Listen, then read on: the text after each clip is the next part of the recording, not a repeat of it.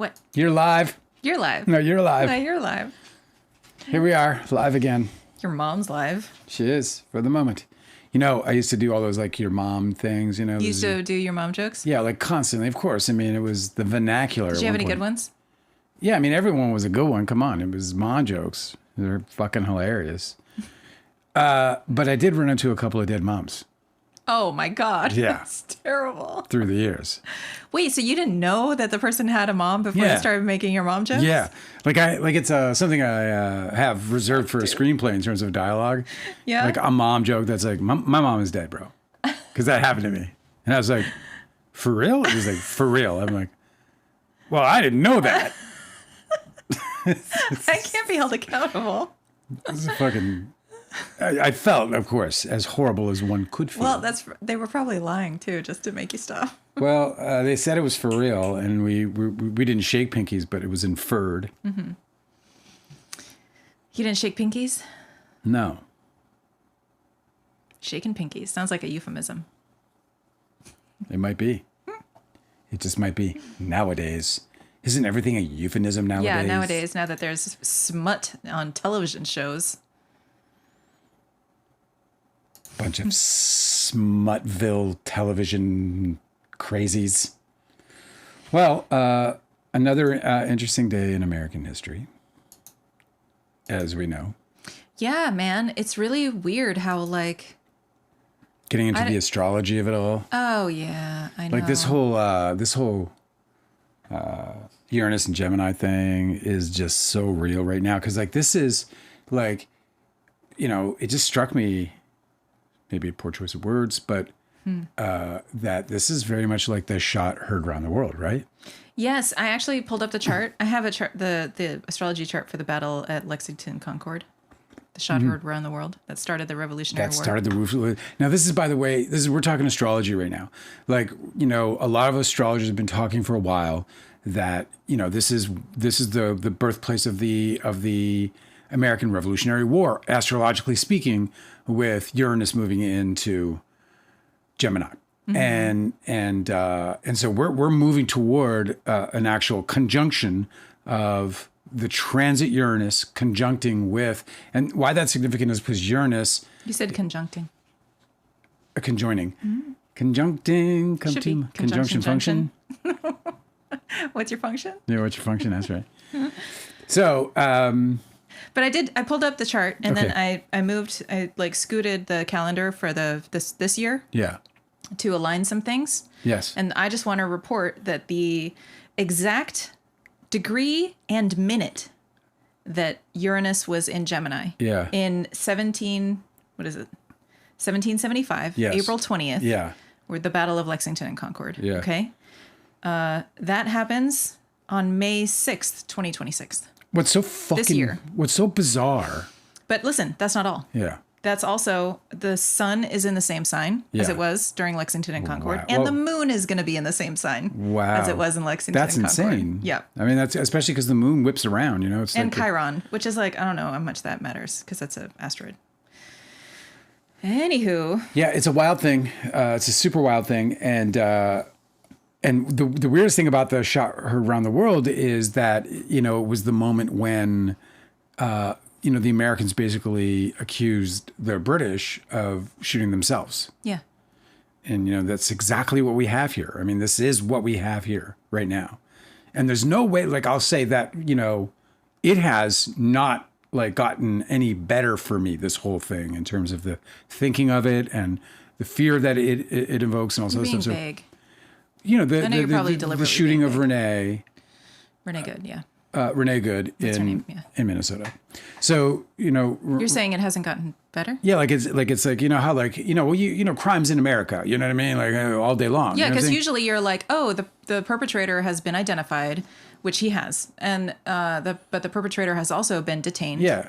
Like know? When they get really horrendous, or at least removed from the force pending investigation or whatever, you know, at least some sort of due process has been done, but that has not occurred. When they get really horrendous, even like a Brian Koberger situation, like even in that situation when I was so relieved that there wasn't going to be a fucking trial because I didn't think that, you know, that would have been fair to the survivors, the family. That's right. Like, no way. Like that, they should not be put through that. A televised, or like wildly media like covered event, would have been horrible. And so even in those situations, though, it's like, okay, that's Kohberger, and I'm like sort of emotionally, I don't know how to say it, I guess, but just I'm not. I can move on. You know what I mean, from it, emotionally. But this one festers. This one is nasty. This one's really, really, really filthy. Yeah, what fucking sucks for the people who live in that community is that the fucking George Floyd killing happened like just a mile away from where this shit happened. Like these poor people in that fucking city are constantly have like the boot comes down on them so hard. It fucking sucks. So the astrology is so weird because we have this situation where we've got this, this historic event in terms of the astrological event itself is historic and significant. Yeah. And then you have this incredibly significant moment. Yeah. That is so reminiscent of the shot heard around the world, which if people don't know what that is, that's the Lexington and Concord. And there was a single shot that nobody knew. I don't think the history books have anyone attributed to the shot. Who fired the first shot. There was a shot fired, but it caused the British to unload. Yeah. So and they ended up killing a bunch of people. I didn't know anything about this, but apparently the context was, okay, the British are not going to fire on Americans because they're kind of the same people. They are the same people. Right. Yes. So they were just trying to like show up and I guess intimidate some organizers, I guess was the point. Yeah, some kind of fucking bullshit. Yeah. So, but then somebody's gun went off and they just blitzkrieged the whole place. I guess that's the wrong word. Word. But the they unloaded and they killed like I don't know what it was, like 8 people or something, and then but I think a bunch injured and a bunch fled. The reason why I feel like so the Americans were already retreating when the British opened fire because they heard a shot. Yeah, there was because they were called to disperse. Right, exactly. So they were dispersing. And they were dispersing. I think one of the reasons which is why I think it gets sometimes referred to as a massacre. Yeah. I think the reason why I keep thinking of this event, even though it's not very similar to what happened in Minneapolis, it's just like the armed forces, the federal, the whatever tyrannical government. Yeah. Right? Yeah. In 1775 and now. Yeah. They're not supposed to fire on their citizens. Correct. But they did. Yes. So it kind of mirrors that, right? Like they say history doesn't repeat itself, it rhymes. I'm just saying, obviously it's a very, very different I don't know situation, if it mirrors but that. It just called to mind, like I was like, that kind of has the same flavor a little bit. It does. Like again, especially with this astrology. That's kind of where I was going with, like, in terms of like where it sits. I mean, obviously the shot heard around the world, the one in 1775 or whatever it was, that one killed 8 people, injured a bunch of others. I think like another 9 it was like a battle. 10, and a bunch of people, and so it was a bloody battle. It's very different Situation than this one. But what we do have though is we have like Americans who are like, holy shit, that was just an American citizen in a situation. What's so weird is that even in all of their lies, the administration and their goons who are making press statements, hoping to engage with their low information voters, where they just make a statement and then they just believe it, right? So they're lying about everything. We have all seen a video and we know that they're lying. What's really weird is that J.D. Vance went and did like some sort of speech, he was online or on TV or whatever. J.D. Vance, and he said that this officer, it was on Fox or something. I think it was on Fox, but it doesn't matter. Yeah, okay. Well, so his name, the guy has been identified as Jonathan Ross. And like, my condolences to anybody else named Jonathan Ross. Holy shit. For real. But apparently 6 months ago, he was harmed by a vehicle. He had to get stitches. And he says, J.D. Vance says, that he had PTSD from this.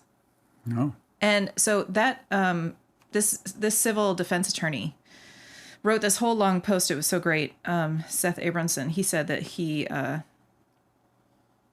said that would give Good's family a cause of action in a potential civil lawsuit.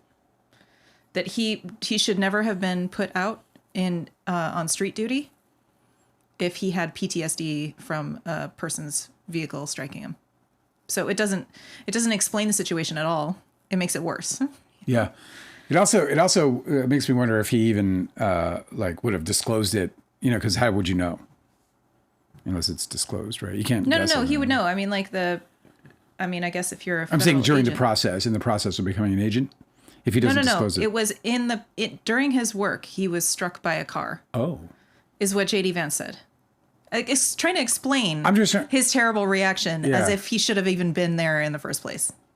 Like, there's no reason why he should have even been on street duty. I mean, obviously that's not going to be a fucking excuse. No, but it was interesting. This civil defense attorney was saying that gives, that immediately establishes a potential civil cause of action by Renee Good's family. Well, I hope so. I hope there's a civil cause here. Certainly. I hope there's a criminal cause. You know, I think we all saw the video by now. And it's a really tricky situation because to litigate this, because the guy for sure has been zipped away out of the state. Yeah. And he may just choose not to return for charges. Okay? There's that. Also, yeah, the cover-up has already begun, too, because the FBI took the case away. It was supposed to be both Minnesota, the state, you know, investigators. This is actually, I just screenshotted this. FBI working in on concert, and then Patel took it all. He's like, we're taking it all. That's so weird. So that's obviously to completely, you know, do the cover-up. I mean, that's obvious. Just this morning, I saw a guy, he said, the claim is that Minnesota can charge that ICE agent, and if he's convicted, Trump can't pardon him because it's a state charge. But then he said that, but the facts are that Trump won't need to pardon him because in a shooting involved a federal agent, any DOJ lackey can remove the case from state jurisdiction and kick it up to federal court, where one of Trump's concierge judges can simply dismiss any and all charges. Yeah, I wouldn't count on it. The judge part.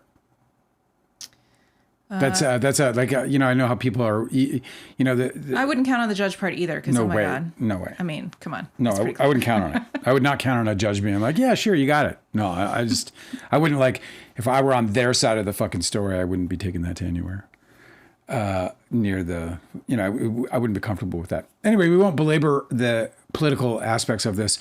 The astrological aspects of it. It's a fucking true crime story, bro. That's all I'm saying. It is. It really is. It obviously is.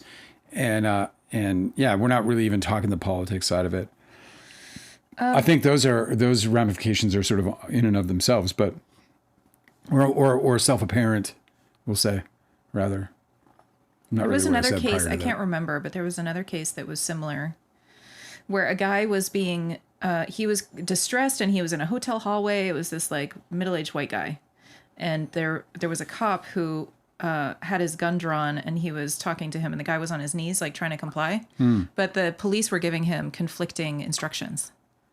So he was put in a really tough spot where if he obeyed one, it was going to be disobeying another. And it resulted in his death in that situation. Man. I mean, that's a very passive way to say it. The cops killed him. But the officer ended up being acquitted. So when you say like a judge won't, I'm not really sure. I don't know if it was a jury in that case or what, but sometimes justice does not prevail in situations that seem pretty cut and dry. Often, but this is a little bit different if it gets kicked up to federal court. You're talking about something that's probably more localized, like the state. It would be a state charge, yeah. Yeah. So the state often isn't, you know, I mean, this, you know, yeah, the state takes care of the state. I wish I remembered his name. I saw this earlier and I didn't find it. I feel bad. Well, I don't know. It's just a rough week, man. Rough start to the year. If you're living in America. Crimes be criming. All over the place. Just the scariest kind, though. I mean, it's always scary, you know, America's a violent country, but like to see that and to know that like I have been living in fear since he won, because I'm a green card holder. So, I've been living in fear. I've been living in fear that, you know, and fortunately I have no criminal history in America or in Canada. I'm clean. I'm a good dude. I mean, you know, all things relative. And relative to the state and federal laws of America, I've complied. So I'm clean on that front. What are you making your case for? But I'm a Canadian, and so I'm, you know, the countries are highly tense. Yeah, like I don't even know why you're mentioning it because it's like Jesus, you know. Well, where I'm going with this is that Maybe it's like, better to hide it in plain sight. let me just say that like I'm nervous about it all. Yeah. Everybody is. Everybody who's an immigrant in this country is feeling that. Okay.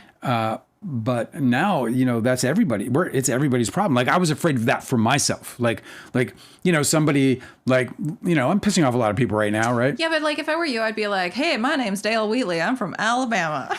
Who you looking for? Dale. Dale, that's no Canadian name. Yeah, that's me. I'm Dale. What do you want now?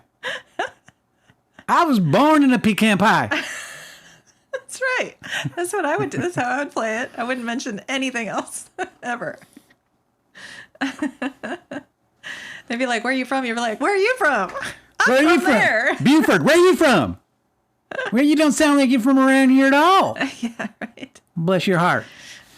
It wasn't my best southern accent. You're gonna have to work on it. I can rock one when I'm feeling it. Yeah.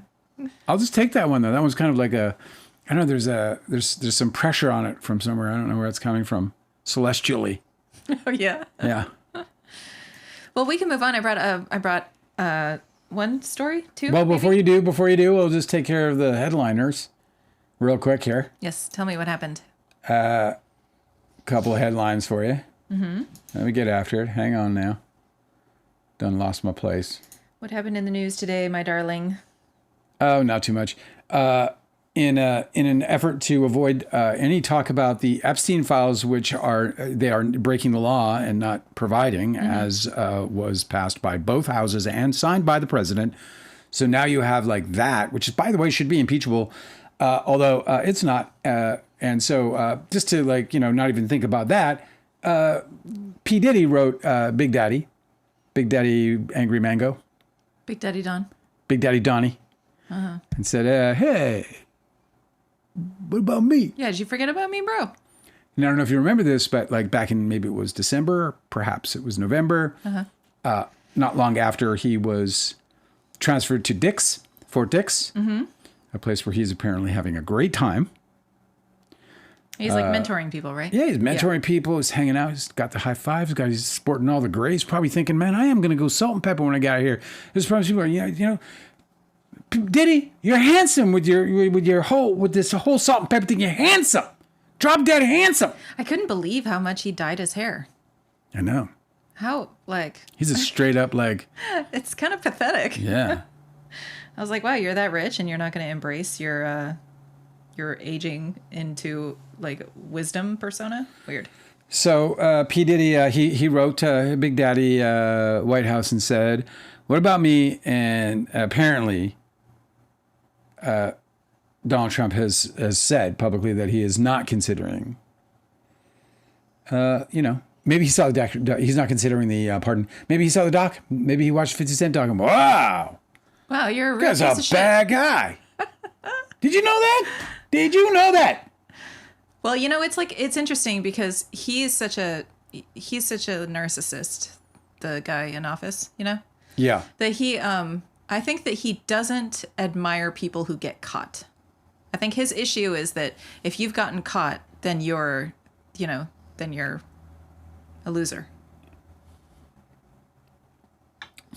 It's like, you're pathetic. So you're pathetic. You and Jeffrey are pathetic. He might have admired what he was doing, right? Harming people, manipulating people, right. Taking everybody else's money. Or just understood it, could align with it. Right, having people killed. There are consequences for the lifestyle. He might have admired that behavior when he was out, but that he got caught is like, now you screwed up, now you're a loser. You're out of the club.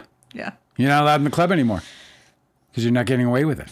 And so how long is he, without a pardon, how long is he going to serve? The ride takes you all the way to 2028. Wow. Mm-hmm. Yeah, 2028. Crazy. Isn't it? It's a long time. So, yeah, not for what he did. Not Come for on, what bro. Did. What he did, no. that's a fucking bowl of SpaghettiOs. That's nothing, man. I wonder if they get SpaghettiOs in prison. Probably at the commissary, you could probably get all the different flavors of SpaghettiOs. Yeah, I'll have a SpaghettiO sandwich, and give me the SpaghettiO salad as well. Gross. And holy shit. And I'll do the SpaghettiO pudding. Sure. Dale, you have to stop. Taking it too far? Yeah, it's nauseating. Are you gonna vomit? Austin is here. Delicate have to dip in and then out. She's in a meeting. Oh, I hope it goes well. So do I. I hope that it was worthwhile. Do you know what I mean? Because you're missing so much. No. No, I'm saying, like, I used to hate when people are like, hey, yeah, we got to have a meeting about that. Do we? Yes, absolutely. Oh, right. You're saying like, and we need Tom, we need Jim, we need Betty, we need, fucking 8 of us all fucking converge into a room for the meeting. And the meeting lasts like 45 fucking minutes, of which 37 of them were just bullshit. Yeah. And also assembly and disassembly of the the fucking chit chat. Oh event. my God, kill me.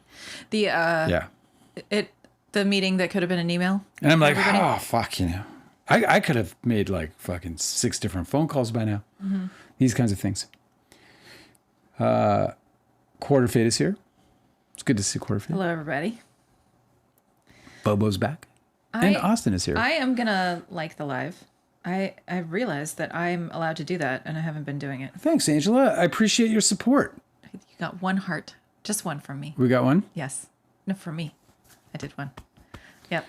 Well, yeah, liking the live. You should do it every time. You got to get into the habit. I know. Like the live. This. Austin said, do you all know who has already pardoned? That's a whole thing. Oh, they're going to write books about the pardons that he's given. Yeah, right. They're going to write books about it. So you and I were talking the other day. Why the fuck does a president get to pardon? How does that make any sense? I don't like it. What do you mean you get a freebie? Yeah. Because one guy says so. What do you mean that the justice system is like suddenly exempt? It's like for you because I get like that a golden card. Yeah. Like what is this, a fucking board game? What do you mean you get a get out of free card? Of course, everyone's talking about like the Diddy, him say that his statement is, Donald Trump's statement is transformational vocabulary, up the offer, buddy. So a lot of people are like, no. That's what a lot of people are saying. Like, well, what was it? What did he say though? He said that he's not considering it. Well, yeah. And if you think of those words, if those are the words in some substance that if he used the words not considering, right. That is such a I can see where people are immediately like, yeah, jack up the price and maybe I'll consider it. I know. Well, it seems to me that the only thing he's interested in doing that isn't, presidential duties of like whatever the fuck he wants to do already, Project 2025 shit, is he'll do it if it's like scandalous enough to make headlines so that the headlines cover up all this other shit that's going on. Like if he can do something that's enough of a distraction from the Epstein files, then he'll do that. But I don't think pardoning Diddy is that, because it's entertainment news. Yeah. Austin said this administration has fundamentally shifted how pardons are processed and announced. Yeah, I mean, you can call it that. You can say it that way, I guess. I didn't know that. But I always thought they were fucking corrupt. Well, yeah, I mean, I think normally they would come at the end of presidencies. So like at the end of a 4-year cycle. I used to remember them always happening when the president was done. Yes. And then the pardons were typically, so whatever. So the difference is that these people who were pardoned spent a lot of money on his reelection campaign. And so as soon as he was reelected and he got into office, then he had to pay them back. That's the difference between this guy. The Bitcoin guy and that kind of shit. Yeah. Mm-hmm. Where's that Bitcoin guy? Where is he? So anyway, no pardon for Diddy. And yeah, maybe he's just got to ante up. Maybe he's just got to be like, hey, what if I give you a wackadoo? Because, he's so fucked. Diddy's so fucked. Like he has like more lawsuits than the American government. He has so many laws. It's like I don't know. Let's see. It's a lot. Like I think I saw somebody estimate that he has 200 civil lawsuits filed against him. 200 people are suing him? How many lawsuits? Let's see if it autofills. Against Diddy. See what it says here. With more than 89 lawsuits filed as of May 2025. That is a fucking lot of people that are involving more than 100 individuals. That's crazy. 85 lawsuits. Folks, you got to just live your life in a way that 89 people do not want to sue you. That's like... Damn. Seems pretty easy. Seems like it'd be easy to avoid all of that. Fucking 9. Can you imagine? Yikes. Dude's got some friends. You know, sometimes I feel a little lonely in life, you know, because like, you know, I don't have a lot of friends right now. Most of it's my own fault. Not by being a bad dude. Okay, I'll just fucking leave. You are not a lot of friends. You're my very best friends, but you're not a lot of friends. I contain multitudes. Thank you. If I cross my eyes, I can make 2 of you. Yeah. But at least I don't have 89 people fucking suing me. No, and you won't. Ever. Pursuing me. Because you're a good person. And I also have no money. Monster. I also have no money. They also be like, I'm going to sue Dale. How much is he worth? I heard he's got a broken OLED TV.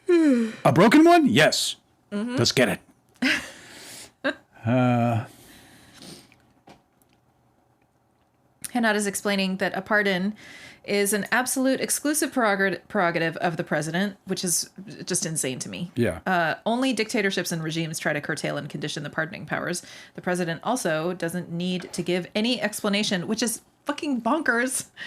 Hanada continued, they usually do in the end of their mandate as the last merciful act. Right. It also avoids controversy. I believe Biden pardoned his own son. Yeah, well... I mean, that's the thing. Well, like, you can't... Here's the thing. You cannot criticize the president for pardoning his own son and then be cool with pardons at all. Like, we're talking about Biden? It doesn't matter. Yes. Yeah, but he kind of had to. Because he knew that, like... But it doesn't matter. I don't care that he pardoned his own son. Yeah. Because he has pardoning powers, which are fucking bonkers and shouldn't exist. Yeah, that's the problem. You know what I mean? Yeah, you're going to use them. He's going to use them. If you have a problem if I got pardoning powers right now, yeah, just give them to me and see what I do. Yeah, right. Just give them to me and let me just show you what I'll fucking do with my pardoning powers. You know, you're going to fucking use them. Somebody's going to be pissed about it, though. Here's the thing, because it's very fucking controversial. I got the power. I'm going to use it. Because it's very controversial, and I don't know why we let presidents do that. It's nuts. Pardoning is the problem, not the pardons themselves. I think that... Because the one is solved by the pardoning the other. is like... It's also super weird that it is a executive branch. But Hanada put it really well. An absolute exclusive prerogative of the president. He's in the executive branch. That should be a judicial branch thing. That's not a fucking... No, that's called appeal. And you appeal up to the courts until the courts finally decide one way or another. And so if you want to give them pardoning powers, you should do like a Supreme Court should have pardoning powers or whatever. You know what I mean? Like, I don't know why we're doing it.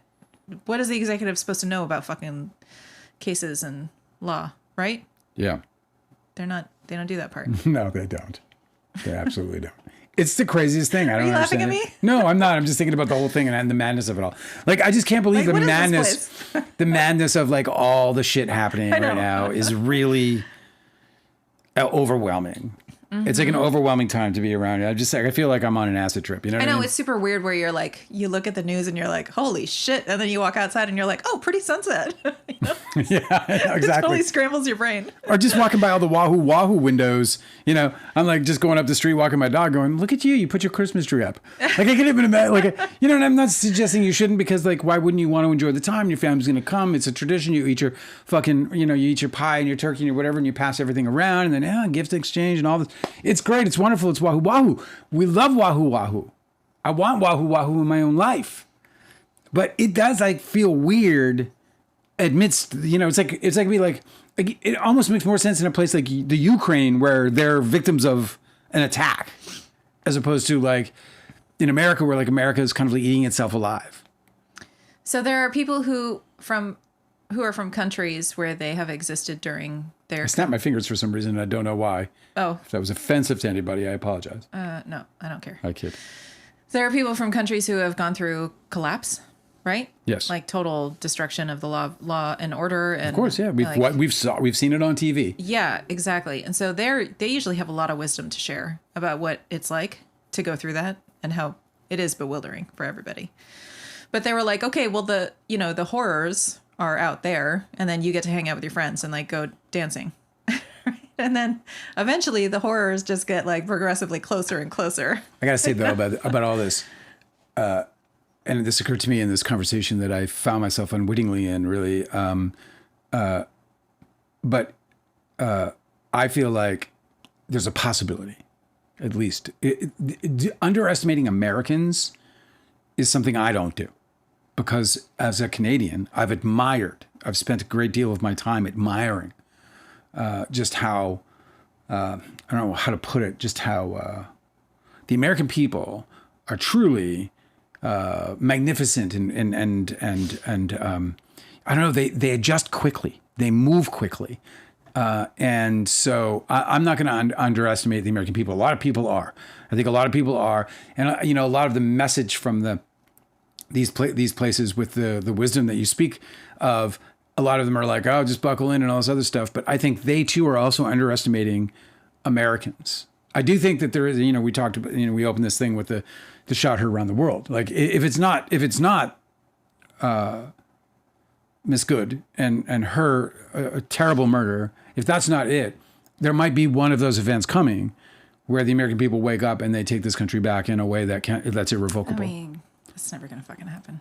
I don't see. This is what I'm saying. You estimate an American. I can understand why you would potentially underestimate Americans too, as an American. I want to see all of the Karens who are yelling at people in parking lots. No, they're on the bad side. I want them to assemble because they're the ones who are always looking for a fucking They are. fight. They're the ones storming the Capitol. The Karens are the ones storming the Capitol. Okay. Yeah. I mean, like, I don't know, man. Here's the thing is that Americans are also extremely good at normalizing shit. Like, there's a lot of stuff that is really horrific about this place, and it's just normal. So Yeah. I don't put it past Americans at all to continue to normalize whatever comes our way. I guess our cultural identity is one of surviving, even though it's a very privileged place to live. But there's an identity. We tell ourselves the story of how we like pick ourselves up by our bootstraps. Like there's always this, there's this. It's more than that. I'm not talking about that. Like That's sort of the Americans. They want to be survivors. They want to be like, survivor, like outwit, outplay, outlast type shit. And so they're just gonna endure. Americans are just going to endure the horrors. They're not going to fight the horrors. I don't think, this is where I totally I depart from that way of thinking. I think Americans are extraordinary. We'll see what happens. If I were a betting man, I put my money on the American people any day of the week. As a whole, I would put my money on the American people any day of the week. I think they're so easily underestimated, and all they've ever done, time and time again and again, is prove themselves worthy of the challenge. Just time and time again, they've proven themselves. The people. I'm not talking about the governments. I'm not talking about the fucking parts of America that we know to be broken and that we know are so fucked up. I'm talking about the American people. The reason I've stayed here in this country, despite all the fucking madness that started it, that really became apparent in 2001 and has held steady since, my whole fucking existence and reason for being here is my absolute love for the American people. They're really fucking wonderful. As a whole, I understand that there's a decaying 30% of them that have somehow found a way to get a hold of the wheel, and that's a real fucking problem because they're blindly fucking yanking on that thing and causing a lot of disruption and destruction. But the heart and soul of this country, what makes this country up, is I think more beautiful than most people truly understand or give credit to, and we'll see if they, which I think are the strongest force in America, if they will come to bear these burdens. I think that they will. Like I said, if I was a betting man, I put all my fucking chips on them, all of them, on the American people, for sure. They're fucking badasses. But they're not just, they're also some of the most generous creatures that ever lived. This terrible fucking tragedy, this terrible murder in Minnesota, and they, a GoFundMe gets put up. They're almost at $1 million. They're almost at $1 million. Americans just pouring money into this tragedy. Look, it's $1 million doesn't solve the problem. $1 million is, give it all back to be able to, push the rewind button and make it all go away. But then Americans this is what I see in America. That's the America I see. When we edit this together, Yeah. and we put it as a clip, Yeah. we have to get a waving American flag behind you, like we have to rise the music up. Yeah. So impassioned. It's my what's his name? I don't remember anything. George C. Scott? No. That's Patton. Do you ever see that? No. He was great. Yeah. George C. Scott. My God. No. Was his name Michael? Michael Rappaport. America. Who? In that movie, the show we just saw. Oh, Michael Shannon. Michael Shannon. Yeah. In Death by Lightning. Death by Lightning. So good. Pardon me. Death by Lightning. Mm-hmm. Michael Shannon playing Garfield. Yeah, where he made a speech. The opening speech. Yes. Which was brilliant. Incredible. Absolutely see this fucking series, guys. Yes, so good. This series is so fucking great. Death by Lightning. Michael Shannon, if you haven't seen it, seek it out. It's inspiring as fuck. It's a really great time for that kind of a series, frankly, because it's a reminder of, because I think Garfield is very much what I'm talking about when I talk about the admiration that I have for the American people. I think he embodied that. Did Michael Shannon and the writers and producers. I didn't know Garfield personally, although I'm sure I would have if I was around, because at the time, because I'm that kind of person, I would mosey on and be like, hey, is that Garfield? What's going on there, buddy? Can I buy you a cup of something? Can I tell you about something completely different? Flip me a nickel. Okay. So, I don't know if you remember in LA, there was this really beautiful building, like out where it doesn't belong. On La Brea and Sunset, it was like this studio lot that was like, it was like a Tudor mansion. It almost looked like a ski lodge or something. Yeah. And it was like, so no buildings don't look like that in Los Angeles. And it was this corner lot. Yeah. And it had a big, it had gates, like one of the big studio gates with like the sign in the front. And then on the isn't it Raleigh or something? What was that? On studio? the brick. Yeah. There was like a brick like bell tower that they'd built there. It was like super ornate, this thing. They had a giant statue of Kermit the Frog. Yeah, I was about to say. Yeah, no, I was just about to say because I've been on that lot. That's what you call it. You've been on that lot? Yeah, I have. Why were you there? Well, I wanted to pitch the Henson family. Oh yeah. My movie. Yeah, your awesome Muppet movie. My awesome fucking Muppet movie that I honestly would be just the best fucking Muppet movie ever made. Yeah, tell me again who would play Gonzo? Well, it would have been Adrian Brody. So perfect. Oh my god. Yeah, for sure. We have to make it happen. Yeah, it would have been Adrian. Get Adrian Brody on the phone. Yeah. Gonzo? Okay, listen. So that's the Jim Henson Company. Yeah. And they have always been a working studio since it began. Yeah. Okay. It's renowned for its pioneering work in puppetry, animatronics, and digital animation. Certainly. Super cool. Yeah. But the Henson family struggled and they were going out of business. And somebody was going to have to take over the lot. And it's incredible real estate, Sunset and La Brea.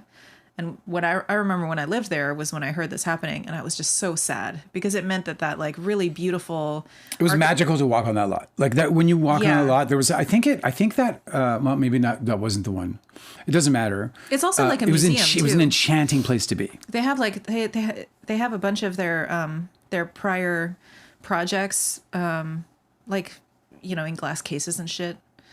So it was kind of a museum anyway. I was like, oh, that's such a fucking drag that somebody's going to obviously buy this thing and tear it down and build like fucking apartment buildings or some bullshit, right? Yeah, yeah. Well, it turns out that didn't happen. And instead, the Jim Henson Company studio lot was purchased. By Quentin Tarantino. By John Mayer and McGee. Really? Yeah. So they have finalized the purchase of the Jim Henson lot. So they're going to turn it into a music studio? Or what are they going to do? Well, no, they renamed it Chaplin Studios because it was originally Charlie Chaplin. I was about to say that. When I just said a moment ago, I think that was because I remember walking on the lot and being like, this was Chaplin Studio. And I was like, oh, fuck, this is like the most magical place I've ever been. Yeah, so this cool. was, like I would have walked on this lot, I think in like 1995, 1996, back when we were kids. Oh. The duo announced today that the historic property will continue operating as a major working studio in the heart of Los Angeles. You're brilliant, you guys. You're fucking brilliant, man. Throw me a lifesaver. Now renamed Chaplin Studios, the property will continue to operate as a fully staffed, fully functioning production and recording facility, open immediately and actively booking projects across music, film, television, and digital media. Go get it. Isn't that cool? Go fucking get it. I would fucking, oh my God. So it's like when you're from Los Angeles, you have to constantly deal with the grief of like really iconic like historical landmarks being torn down and turned into like bullshit, Yeah. It'll be like an apartment tower or like some fucking shopping mall or something. Like, it's never anything cool. And they'll tear down, like, you're like, oh, I love the movie that was filmed right here because it looked so iconic. This location was so unique. And they'll just like completely raze it to the ground and they don't care. So that happens all over the place in Los Angeles. And this is just one of those really nice shining little lights of a story where they actually are going to maintain and preserve something that was cool. Yeah. Chaplin Studios. Cosmic Urgency thinks my Muppet movie is not very good. Why would you say that, though? Like... He said it twice now. He wants to make sure everyone is aware that he is... I know, this is so feels great. This way. First he says, I'm not a fan of that Muppet movie idea. And then... I was like, don't buy a ticket, buddy. And then Cosmic Urgency goes, I like the Muppets. I don't like Dale's Muppet movie idea. You're such a hater, bro. Yeah, no, he's a dick. I don't know. I don't even know if it's a he. It is. We've established that. They are a dick. They are dicks. Well, So listen about that, okay? I don't think I really pitched it all that well, to be honest. Yeah, you weren't prepared. And because I wasn't really actually pitching it. And, I think I could give it a lot of magic. That piece. You know what? Jason Segel would appreciate it. That's all I got to say. Yeah, it's a complex idea. Yeah. It's a very complex idea. It would have like several storylines going on.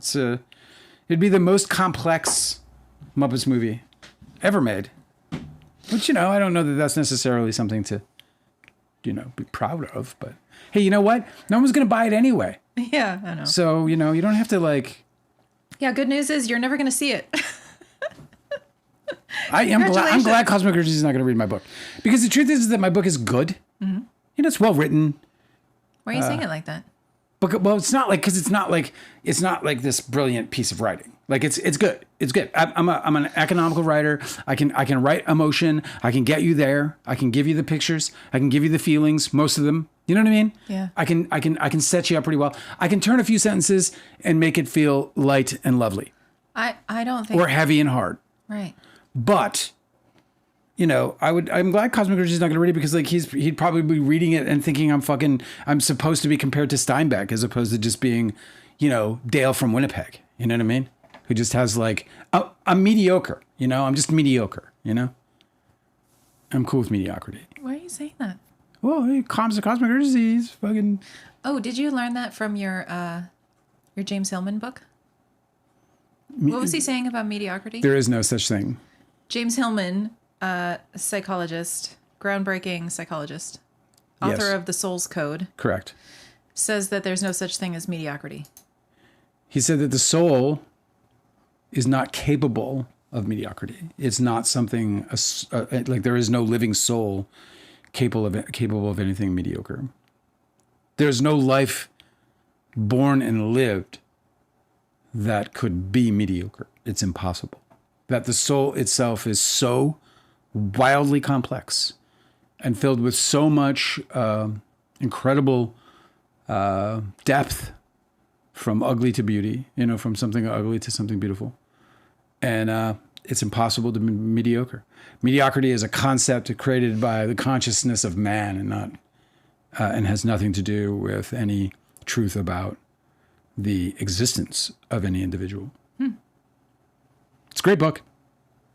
I love it. So the mediocrity I speak about is that superficial mediocrity. You know what I mean? What's that? Where like somebody like you cannot like an idea or watch a movie like we have and said, oh, I don't like that movie, or you know what I mean? Just in the way that like, you could think of somebody as achieving something that was, on a fucking scale of... Yeah, or like your best friend starts dating a new guy and you're like, holy shit, that guy's fucking mediocre. Yeah, but they call it mid, right? Yeah. Right. So mid, I'm mid. She could do better. I don't mind though, I like who I am and I like what I do. I like who you are and I like what you do also. Yeah. I'm not trying... The other thing is I'm not trying to be something... beyond what I am. Like there's no achievement I want, I want to express what I've got. And I feel like some of what I express is worth, producing. whether it's a book or a movie or whatever. Absolutely. I can't wait to until other people get to read the stories that you've written that I've read in your screenplays. Well, nothing I have written tops my Muppets idea, so it's just it's a problem. That's really funny. The whole thing's a problem. So Nick Reiner, it seems as though he's going to be mounting this idea that the drugs killed his parents, basically. Yeah, but how are they gonna deal with the fact that he had taken them on his own volition? Yeah, that he had street drugs in his system. Yeah, it's not going to work. It's not going to work for him. And I don't know where I don't understand the public push for it. For what? Just to sort of put it out there. Like there seems to be like a genuine effort by the media. And it might be just because they're like, it might be just because they're, making stories and trying to fucking get the clicks and do whatever, Well, I also feel like when somebody who is really like universally beloved is victimized, it kind of is it's a little bit more comforting to think that the person who did the crime was really out of their mind and that they weren't in control. They call them schizoaffective drugs. Have you heard of that? Schizoaffective, yeah. Yeah. Yeah. Schizoaffective drugs, yeah. Yeah, I don't know how those work. I'm more familiar with the kind of drugs that they give to dogs, like anti-anxiety meds. It's such a weird side effect, like because like the homicidal side effect is like is real, Is it really? Yeah, yeah. It's like I don't know if it is on the drugs that he took, but I've heard of that being a side effect, homicidal thoughts, and in the same way that you could have suicidal thoughts, and then Seriously? Yes. I've never heard of that. Yep. That's scary, bro. I know. Like it's what's even more scary is that the FDA is like, how many Yeah. thought about homicide? It was like 2 out of 1,000. That's fine. That's fine. That's fine. That'll do. How many people do you think will actually be on this drug? Several million. Okay, so what's that? A few thousand murderers? We got it. We're good. That's so heinous. Or a few thousand murderous thoughts. Fuck, dude. It's so grim. But how else are you supposed to help people, man? I mean, I guess, I don't know. You want to get into the chat? Sure. See what's going on? I'm trying to find this other story that I had, but I'm a person with like a million open tabs. You have the most tabs I've ever seen. I always screw myself. I lose the tab that I want to bring up. They're promoting a new Jackass movie that'll be out in June, and they're trying to get Bam back for it. Bam Margera? Yeah, they're trying to get Bam Margera back. They did? Well, it's like I don't know if you've seen, but after Neil Peart died, you know who Neil Peart is? Yeah, from Rush? Drummer from Rush. Okay. Greatest drummer possibly that ever lived. Just an absolute genius. Great poet. He, after he died, obviously the band stopped. How do you replace that guy? You can't. I mean, you gotta adjust. Geddy Lee and Alex Lifeson couldn't seem to like gel on going and getting back together with another drummer and going out on touring.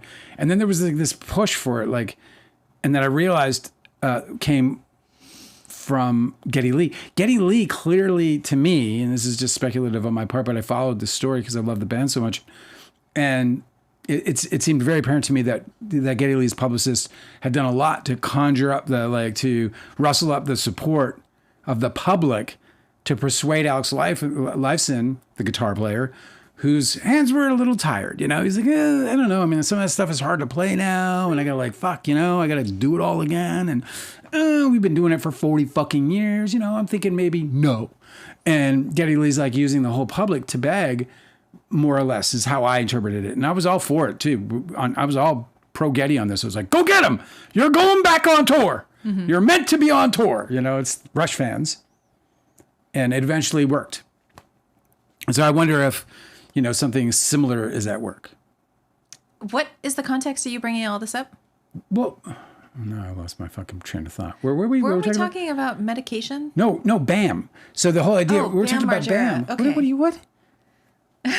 Okay, I'm back with you. Okay, Bam Margera. So I'm saying like all this. So all this band. There's all this Bam Margera like stuff popping up about like he's gonna be in Jack, but it's not. Oh, they want to get the band back together. They want to get the band That's back together. okay. No, I get what you're saying. And I'm saying they're using publicity to do it. Yeah. Well, what was the documentary we saw with him? It was so terrible. Yeah, but it was specifically about how he basically. I mean, it wasn't a bad documentary. The documentary was about how his family had hired this lady who was supposed to be this like addiction recovery guru. Yeah. And it was just complete bullshit where she basically was like, wear this helmet of electrodes and you'll be cured. And then it's like some fucking, some like One Flew Over the Cuckoo's Nest shit. Yeah. And then she like moved in with him as his guardian. And then like apparently it was his guardianship was like signed over to her or something. Like it was a really strange situation. And of course, Bam Margera is like, I don't want to deal with this. I don't want to be subjected to this. So I wonder whether he is just going to continue feeling that anybody that's pushing on him to do anything is an enemy. Because he has been in situations where very justifiably he has felt that he's been compelled against his will to do things by people who are saying that they're his friends or that they're there to help him and they were not. Yep. You know? Yep. Poor guy. Indeed. We'll see what happens. I mean, it'd be good for him to have a paycheck, but he'd get his ass kicked, right? So maybe it's reasonable if he doesn't want to participate. I would never. Well, would you ever have done that? No, man. Like all your friends want to put hammers and nails through your balls or something, and you're like, yeah, count me in. I think I've seen I think I saw the first couple of those Jackass movies. They were great, fucking truly entertaining, awe-inspiring in terms of like, I mean, you guys are crazy they're stunt guys, you know, stunt guys and comedians. It's like a great combo. But for me, no, and they're gonna live in regret. Oh yeah, they must be. I mean, they got broken shit. Yeah, like when you wake up and you get out of bed, and there's a few things that are like creaking. These guys, I'm sure they have like intense pains. Yeah, they really, I mean, imagine just trying to like get the ideas down. You know, how many didn't make it? Mm-hmm. It's nuts. But they're gonna make another one, and I'll surely see it.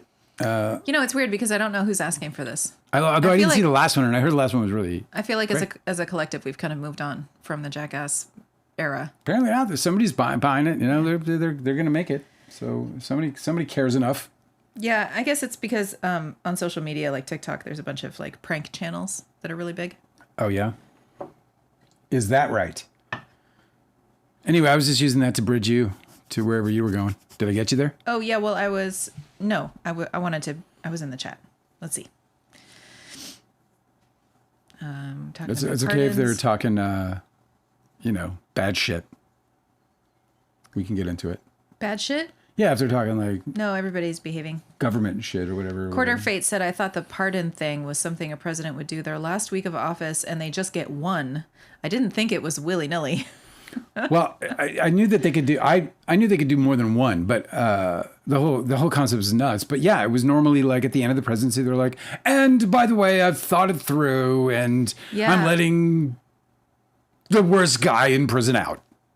No, it wasn't ever like that. It was always like somebody who acted in self-defense or something and who, Yeah, or where, there was some kind of, But now it's like legal gray area. Scandal. Just scandal and crime. I mean, he did bribery. And... He let out 1,500, he pardoned 1,506 people in one signature. Because 1,500 people got convicted for, that really chill event. Hey man, smoke him if you got him. Yeah, that's what I'm saying. Austin said, just think of the dresser drawer pardons. Organizations like Public Citizen have noted that many of these pardons occurred outside traditional channels. Seriously, who is this corporation? For the first time, Trump issued a pardon to an entire corporation, HDR Global Trading Unlimited, or Trading Limited. Really? Yeah. What the fuck? Yeah, I didn't know anything about this. So he's just getting bought. I mean, that's clearly... Oh. There's no reason this guy's tracking this shit and trying to administer justice. Trump abolished... He's got a cash register going. Yeah, so check it out. Trump abolished the office that vetted them, but the secret one. The vetted pardons? There was an office in charge of vetting them. I mean, it makes sense because like before you're like, yeah, we'll pull the trigger. You'd be like, want to like know maybe a little bit about it. It's very interesting. Just in case maybe... you're letting a really bad guy out. Yeah. Just maybe. Yeah. I know. Erica's here. What's up? Well, the here. most insidious thing about the insidious? I don't use that. Yeah, word. that could be. It's a great word. I love that word. You like that one? It's got a lot of S's. Insidious. Insidious. The worst thing about Trump's pardons is that when you pardon somebody, it means that they're no longer on the hook for paying their victims. So there was one victim that was owed something like $50 million or something that now won't be able to collect because of the pardon. Yeah. So fucked up. Yeah. The power of crimes on crimes. That's what happens when you give the power to the wrong guy, man, or the wrong person. Madness ensues. Austin said, yes, I do feel like I'm in a fever dream. I do the same thing when I go on walks. We're experiencing a cognitive warfare via algorithm. Other countries have put out as well. I guess Austin's saying at NATO and World Health Organizations about cognitive security. There are info white papers to implement cognitive security measures for safety. No way. That's so wild. That's crazy. Well, this is interesting. A lot of people have been talking about this book that's been on my list for a long time. Let me find it for you guys. This is very relevant for this week. The author's is Alec, I'm probably going to butcher this name. Alec Karakatsanis. I'd consider that like at least halved, maybe even quartered. Anyway, his book is titled Propaganda. Oh. How police and the media manipulate our news. No shit. And a bunch of people are sharing this like, hey, man, it's everything that's happening this week with regards to this shooting in Minneapolis. Yeah. It's propaganda. It's this book is really thorough. It's 700 pages. I want to read it. I haven't yet, though.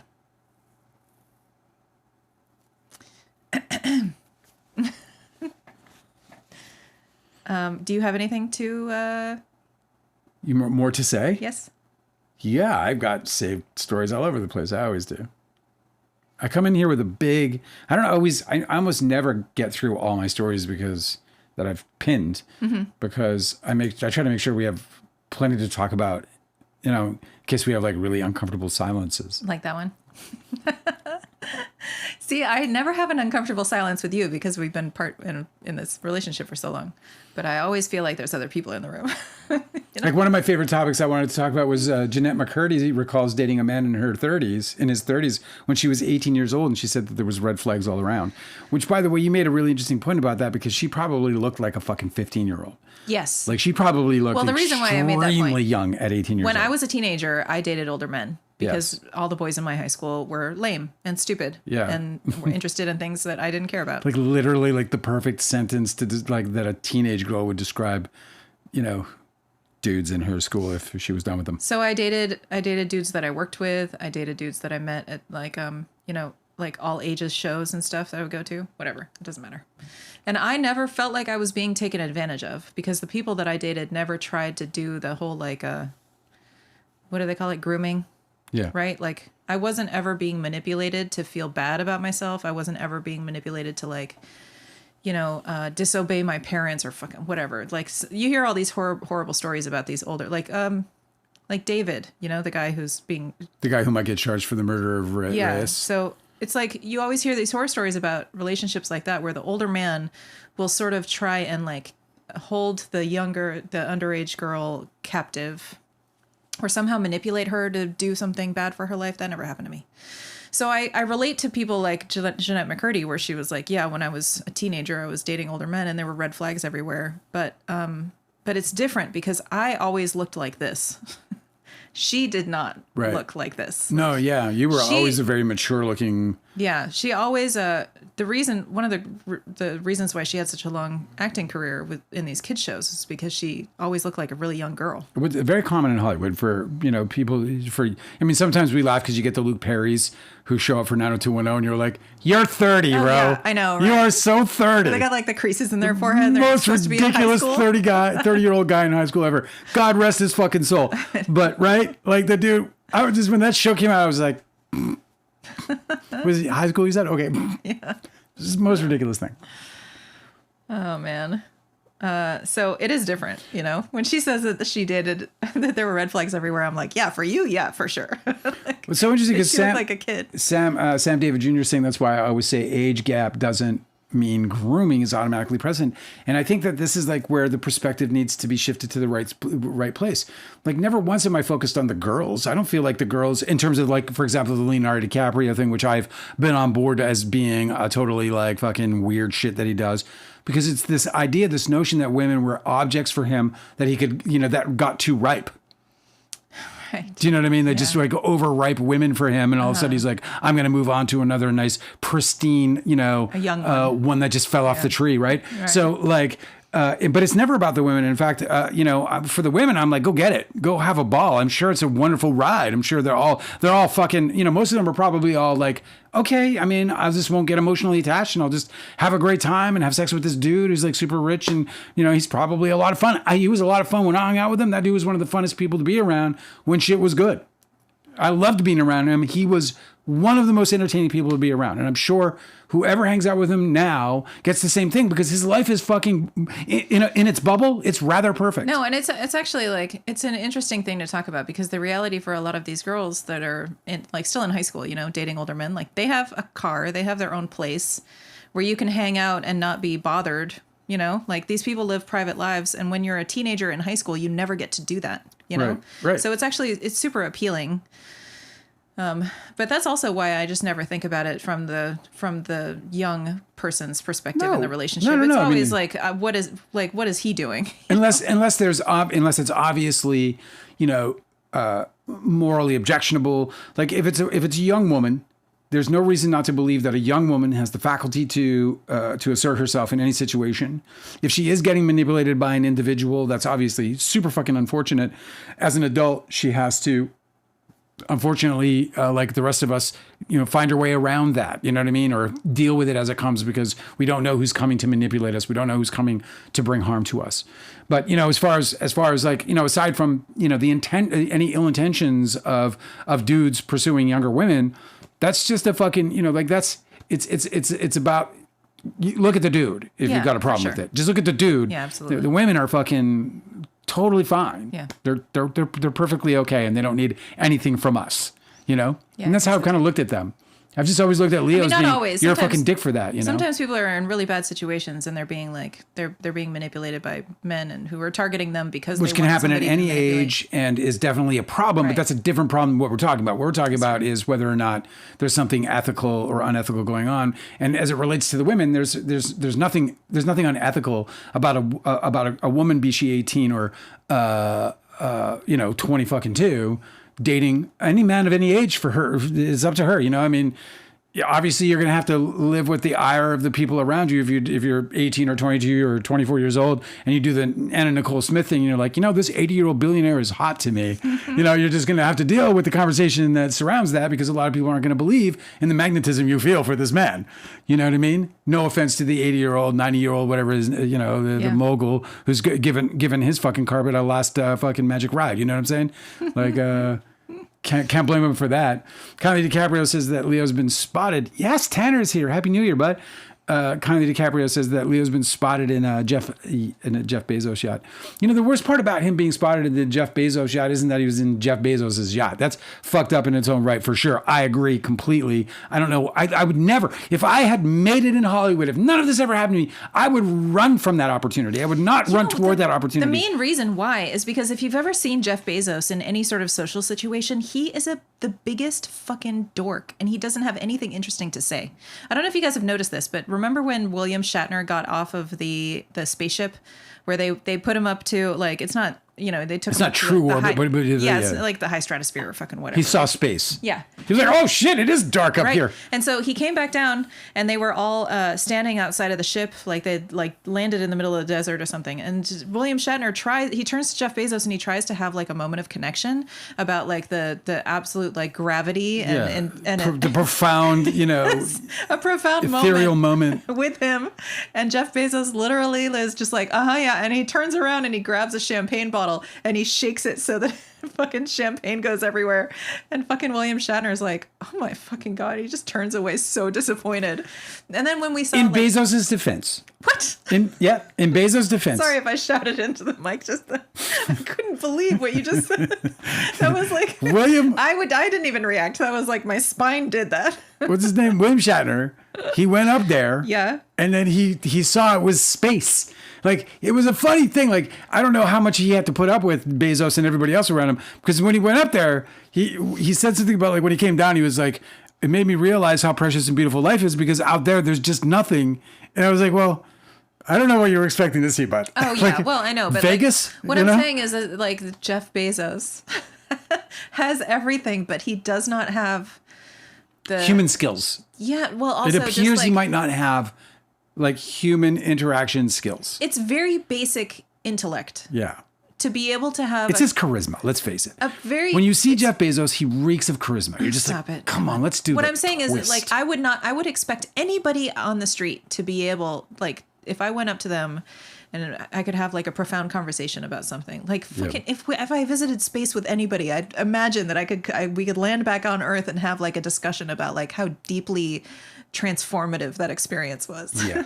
So my point for bringing it up is he's a dick, 100%. I don't know why somebody like Leonardo DiCaprio is interested in hanging out with somebody like Jeff Bezos. Money. Listen, I don't think that Leo has changed all that much. When I think about, like, okay, so if I hold up a measuring stick, have like deep conversations with you guys? If I hold up like a measuring stick between like it's fair, if not unreasonable, to be like, okay, well, if Leo and I evolved at a similar pace from fucking 30 years ago, whatever it is, to today, right? Leo would never like Bezos ever, beyond whatever Bezos might be able to do for him. But he's not on that fucking boat because he's like, I can't get enough of this guy. Well, why? Come here, you. Why isn't he though? Here's the thing about if you're like super mega fucking rich, you get to decide who you spend your time with. You right? I can't believe it's Jeff Bezos. Exactly, it's Jeff Bezos, not Neil Diamond. What? Not Barbara Streisand. That's really funny. No, but there were a bunch of other people in that whatever that fucking yacht community that seemed like way more fun to hang out with. Yeah. Fucking Jeff Bezos. Jeff Bezos. Every time I've ever seen him doing like rich guy celebrations, it looks so lame. If Leo's still drinking, like I would be afraid of like if I was drinking around somebody like Jeff Bezos, because like, the dark Dale can come out. You sit there and like, Jeff, you look ridiculous. I'm all drunk, I think you look ridiculous. Do people ever say that to you, to your face? Or are they just too scared of you, you 5'5" threat of humanity? Well, what's interesting is that, like, if you're in that class, I didn't mean to body shame. If you're in that class, you probably can be like an eccentric asshole and get away with it because that's just your thing. You know what I mean? I bet the rules are different. They got to be, right? But if you're not super rich, you don't get to treat them that way. Yeah, you don't. He's 5'7". Jeff Bezos. Yeah, I just want to clarify. He's 5'7". He's almost at the national average. I feel like all of that wealth is wasted on these absolute idiots. And it's so sad to me. Like, you can hang out with Richard Branson. Well, he's probably a pedo. So the worst part about Leonardo DiCaprio being out there isn't just that it's hanging out with Jeff Bezos. The really worst part about that is that it was a St. Bart's was jam-packed with all these environmental catastrophes, one after another, in these super yachts after one yachts with, like, all these billionaires showing off their fucking boats, like fucking rappers show off fucking watches. You know what I'm saying? Mm-hmm. Like, it's fucking absolutely. And I say that because, the white party. Yeah. They used to, I read somebody. Watches that are I read somebody. They're like this big, like as big as this thing. It's like Flavor Flav's, but on somebody was at one of those parties and they were like, dude, I swear to God. It was like an interview or something I was watching back when the Diddy thing first hit. And the guy was like, I swear, it was like everywhere I turned, people were just talking about, like, everyone was trying to one up their watch. And like all the way up to like somebody walking in with like a $3 million fucking watch. Jesus Christ, dude. But that's what these billionaires are doing. And the difference between the watches and the fucking yachts is that the watches aren't the environmental catastrophe. Right. And the yachts are. Right. And so if you're an environmentalist like Leonardo DiCaprio still professes to be, if you're an environmentalist, how the fuck can you show up to that party? You can't, in good conscience, do that unless you're a lying fucking hypocrite. And listen, Leonardo DiCaprio is an immensely talented individual, but he's a lying fucking hypocrite when it comes to the environment. And that has been proven time and time and time and time and time and time again. And the fact that anybody refers to him as an environmentalist other than himself is a little ridiculous. And it's a little bit culty at that point. Like if you're obviously wildly uninformed, and then maybe you shouldn't even comment at all. But he is clearly not an environmentalist. He's an environmental catastrophe. He is the problem. And, and if he is an environmentalist, then he knows what the statistics is when it talks about people like him and Jeff Bezos and their carbon footprint and the immense percentage of the Earth's carbon footprint that they are responsible for as a club. He knows that. That's it. That's all I have to say. Also, you should see Don's Plum because it's a great movie. One of his best performances in the 90s. And also read your book, which is a good companion. Yeah, to a Hollywood memoir. I think I portray him extremely well in it. So please do check it out. Don't forget to like the live. Don't forget to subscribe. It's like, they're all like, it's just us, Dale.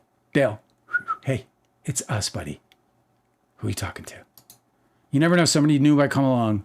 And when they do, you're like, hey, like the live. Somebody's asking if I'm an Aquarius. I'm not. I am actually a Capricorn. My Capricorn day is coming. Yes, but you do have an angular Aquarius. Your fourth house is Aquarius. I have a fourth house, of course. Yes. Do you have any placements there? I don't. Well, I mean, I don't know. I just have a Pluto visiting for the next 30 years. Oh, yeah. Oh so I might as well have. I know.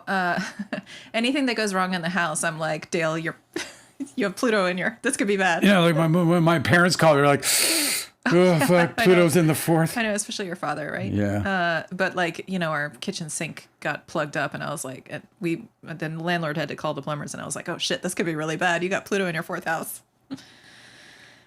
But nope. No Aquarius placements. However, you have a stellium in Capricorn, so maybe that's what they're reading because it's also Saturn ruled in a cadent house. So it's like it's weird. My stellium is also under the beams. Well, it's actually combust. So I have a combust stellium, and then I also have that in a cadent house. So you're saying a lot of words that I don't think that people who are like. Well, I was about to explain periphery of learning astrology. I was about to explain it in a really easy, sort of couple of sentences, which just means that a cadent house means that it's like things that are at the end, or finishing, or and so it's kind of like it's considering like the house is considered like sort of down versus up, if you were to put it in like such a simple term, and then when you have planets being combusted by the sun is dramatically reducing the power of those. So because it's a cadent house, any planets in a cadent house already have a diminished effect. And then when you have, on top of that, those planets also combust, then you get quite a weakened Venus, Mercury, and, of course the sun is ever powerful. So the sun is the sun. But anyway, so that's a little bit about, I guess I don't know why I went on that tangent. Because somebody talked about some astrology, some deep astrology. Hey, you know how before when you were talking about that you would... Oh, somebody asked me I'm a fixed sign too. It was Sam asking about me being Aquarius. She's like, I'm reading fixed sign though. Yeah, I'm totally fixed sign. Yes, Sam, that's totally, you're spot on. I'm Scorpio rising, straight up fixed. 7th house fixed, for reals. 10th house, let's go. What were you going to say? You know how you were talking about how you would always bet on Americans? When you had your big impassioned speech? And the music was raising. Yeah, yeah. And then the flag was waving behind you. Yeah. It was cinematic. It was like right before the football game. Yeah, yeah. Fucking okay. Mariah Carey's about to sing the fucking... Yeah. She's about to hum the national anthem. Oh my God, I know. Everyone gets so emotional. Oh my gosh, she's humming. It goes right through you, straight to your heart. It's Mariah's humming. It's like a cult, just the cult of Mariah's humming. Okay, Hanada said, as a foreigner, underestimating Americans is something I would never do. Well, this is precisely what I was saying. As a Canadian, I know this. Yeah. Yeah, underestimating Americans. And it's Americans that I'm stressing here, not America. I find them very different. Yeah. Warren Buffett, according Hanada said, Warren Buffett says, don't bet against America. When we invest, we see the stark difference of the resilience in the U.S. Yeah, it's not the same. And it's not like that's it coming from Warren Buffett. If it can feel a little, patriotic. But I think it's practically scientific. Like Americans are a totally different clan, and they don't. So anybody who thinks that what they've been through is something that America, like they could bestow wisdom upon America, it's not that they can't, and that America wouldn't receive that wisdom, but because they probably already have. Yeah. And that's the thing about America. It's almost as if America like somehow has this like uncanny ability to take things that happened normally or would have happened to others in their history and process wildly quickly and get a totally different result. Like when you think about the rise of America, versus most other empires, when you look at them historically, America is it's just such an anomaly. When you look at it historically, America is truly an anomaly, and we'll see it, whether it lasts or not. It might be just, one of them, what do they call it? Like the star that fizzles out or whatever. Oh yeah. Right. It might be that, and we'll see, but I would definitely not bet against America. No way. I'm Bobo said, when I scroll on Facebook, there's a guy telling people to put their shopping carts back properly, or he puts a magnet on their car that says lazy bones. Yeah. That is my favorite. So that's the kind of America you're talking about, right? I love that American. That's one of my favorite. What are you getting mad at me for, lazy bones? Why don't you put your car back and then you won't have this problem? It's so great. I love it. Like, there is a thing. There is a He probably needs to stop, though, because Americans are shooting Americans at unprecedented things these days. Parking spaces. That guy gets to the wrong dude and he throws that fucking thing. We're going to see that video. Americans do have a very keen understanding of right versus wrong. And that's one of the reasons why. So that's the reason why this guy is doing the, targeting people who don't return their carts. But it's also the reason why somebody would freak out for being confronted for it, because they feel like he's wrong for confronting them. I just love it. There's one of these things that I remember when we were practicing jiu-jitsu, and I knew some people who were trying to go into business and create new gyms, and they were going to partner with these Brazilian black belts. But I heard from a few people that they had this reputation for being kind of like dog eat dog, like a little bit like untrustworthy, Yeah. Like they would just either they would outright lie, like they'd sign a contract and then do the other thing, Yeah. Or they would just like negotiate really like kind of in bad faith. And the Americans were really frustrated with this because culturally Americans do not do that. And I think that overall, just generally speaking, because obviously there's people who are going to do crimes and there's con artists and everything. And that's right now our whole government has that character. But I think generally people are very disgusted by that kind of conduct, because Americans do generally just like really understand the right versus wrong. like the whole swearing on the Bible thing.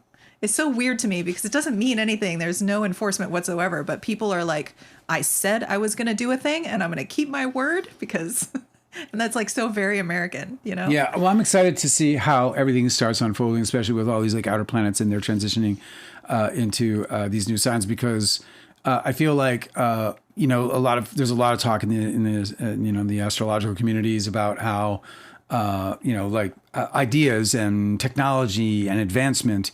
And I just feel like, there's a great possibility that curtain is going to get pulled back in America. And so. What curtain? The curtain that is like, I'm so sorry, pardon me. The curtain that is like the American government, the facade of the American government. Like there was this facade that that I think the American public might have bought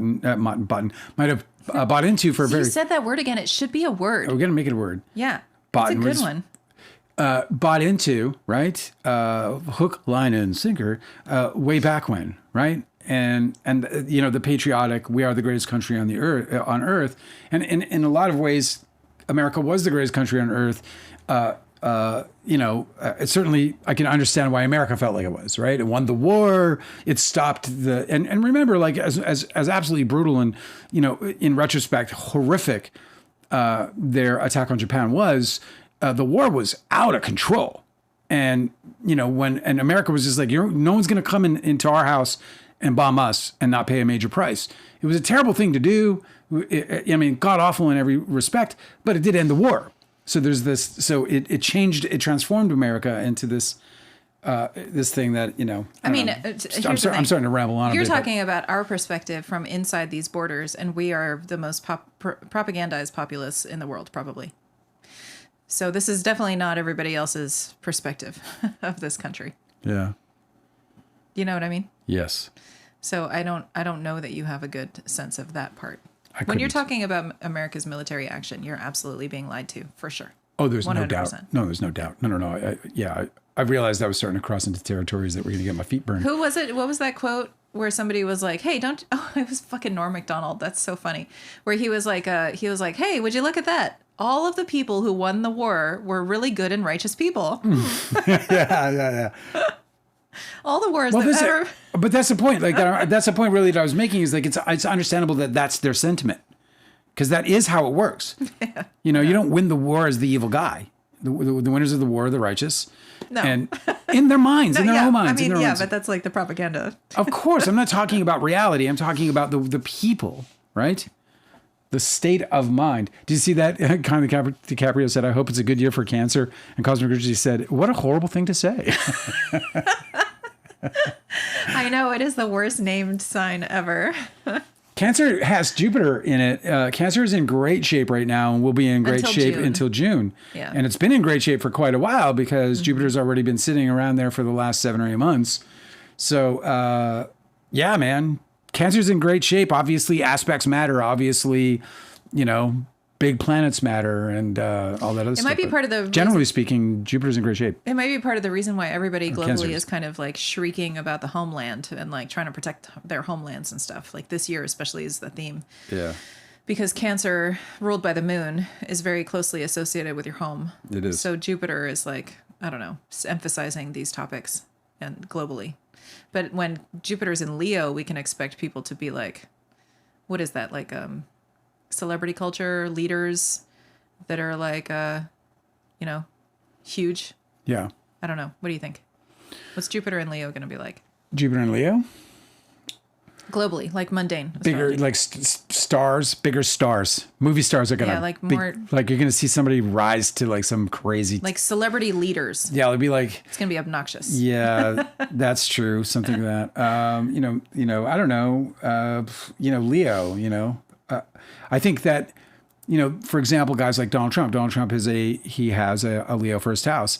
I think Jupiter sweeps in there and yes, but over self-confident. I know, but the first planet that it conjoins when Jupiter enters Leo in Donald Trump's birth chart is Pluto. I know.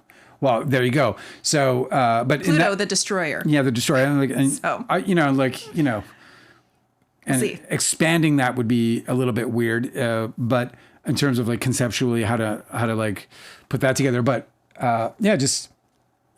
Jupiter in Leo is going to, I think Leos and wherever your Leo is, you have a risk of super high confidence, but you also have a chance at great recognition.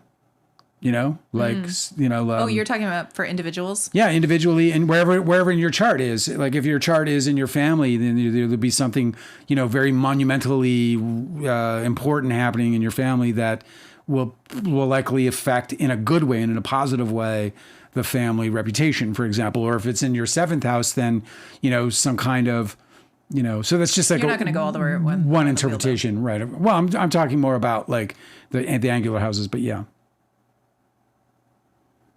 Oh, Austin mentioned Forgetting Sarah Marshall when we were talking about a Muppet movie, and I said Jason Segel would like your story, your Muppet concept, because he's creating a Muppet musical in Forgetting Sarah Marshall, right?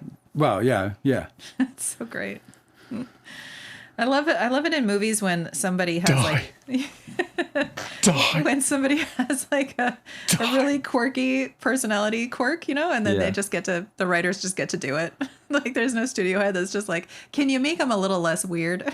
Sam David's saying that Jupiter in Leo could be a good comeback for movie theaters. You're not kidding, man. And that that's interesting. What's interesting about you saying that is there's something rising underneath that right now. Filmmaking is more Neptune. Leonardo DiCaprio, in fact, had this big the guy who went straight to video or straight to streaming on Don't Look Up, that guy, he did this like impassioned speech, I guess, about in an interview or soliloquy about how important movie theater experience is and how we have to fight it to keep it alive. I kid Mr. DiCaprio, but the reality is that there's more than just him who are having this big theatrical push. In fact, there's a dispute going on right now because one of the things that, is pissing people off is that Netflix is, about to buy Warner Brothers, and Warner Brothers just rejected the Paramount deal again at $30 a share, so on and so forth. I won't bore you, but I'm watching that very closely. And if Netflix wins the bid, and it looks as though they will, they're going to want to reduce theatrical runs to 17 days. Right now they're 45. So theatrical for 17 and then on to streaming. And so it's interesting. It's an interesting dispute, but that's, as Leo is making its approach it's not there yet, but you know what I'm saying. That's probably a very smart tactic, don't you think? Which? Having more movies getting into the theater for a shorter amount of time. I think that seems smart. It is interesting because I think that's a part of their strategy, and I'm glad you're seeing that. Like, I think their strategy is more about like, well, I can get 2 movies out in theaters and then onto my streaming platform because in the same time that you have one. It also it appeals to people's, what is that sales tactic where it's what is it called? There's a word for it, but where you limit people's availability to something. I'm urgency.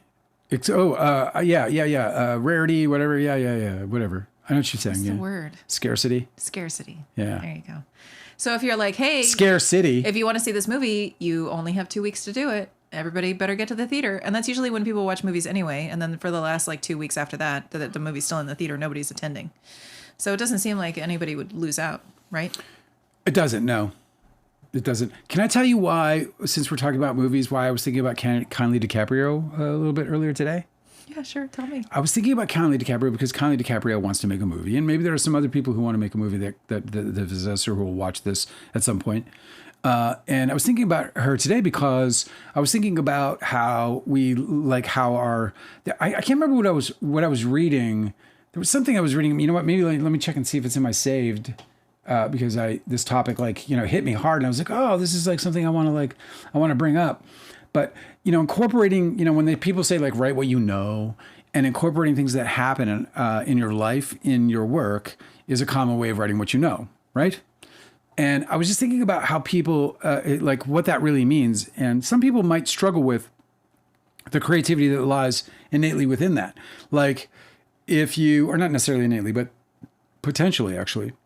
So, like, for example, if you're walking down the street and you're like, you're going to go somewhere, you're going to Starbucks for a cup of coffee, and you're going to go, maybe you wouldn't go there. You're going to a local coffee shop. A local mom and pop shop. Independent coffee shop. Right. Always does really great work. They have the best fucking muffins, crispy bottom and crispy top, whatever. And you're going in there and you're going to grab your fucking muffin and your fucking coffee. And as you're going in there, a car gets pulled into the same parking lot or parking spaces or parking area, right? A car gets pulled in, and behind it, a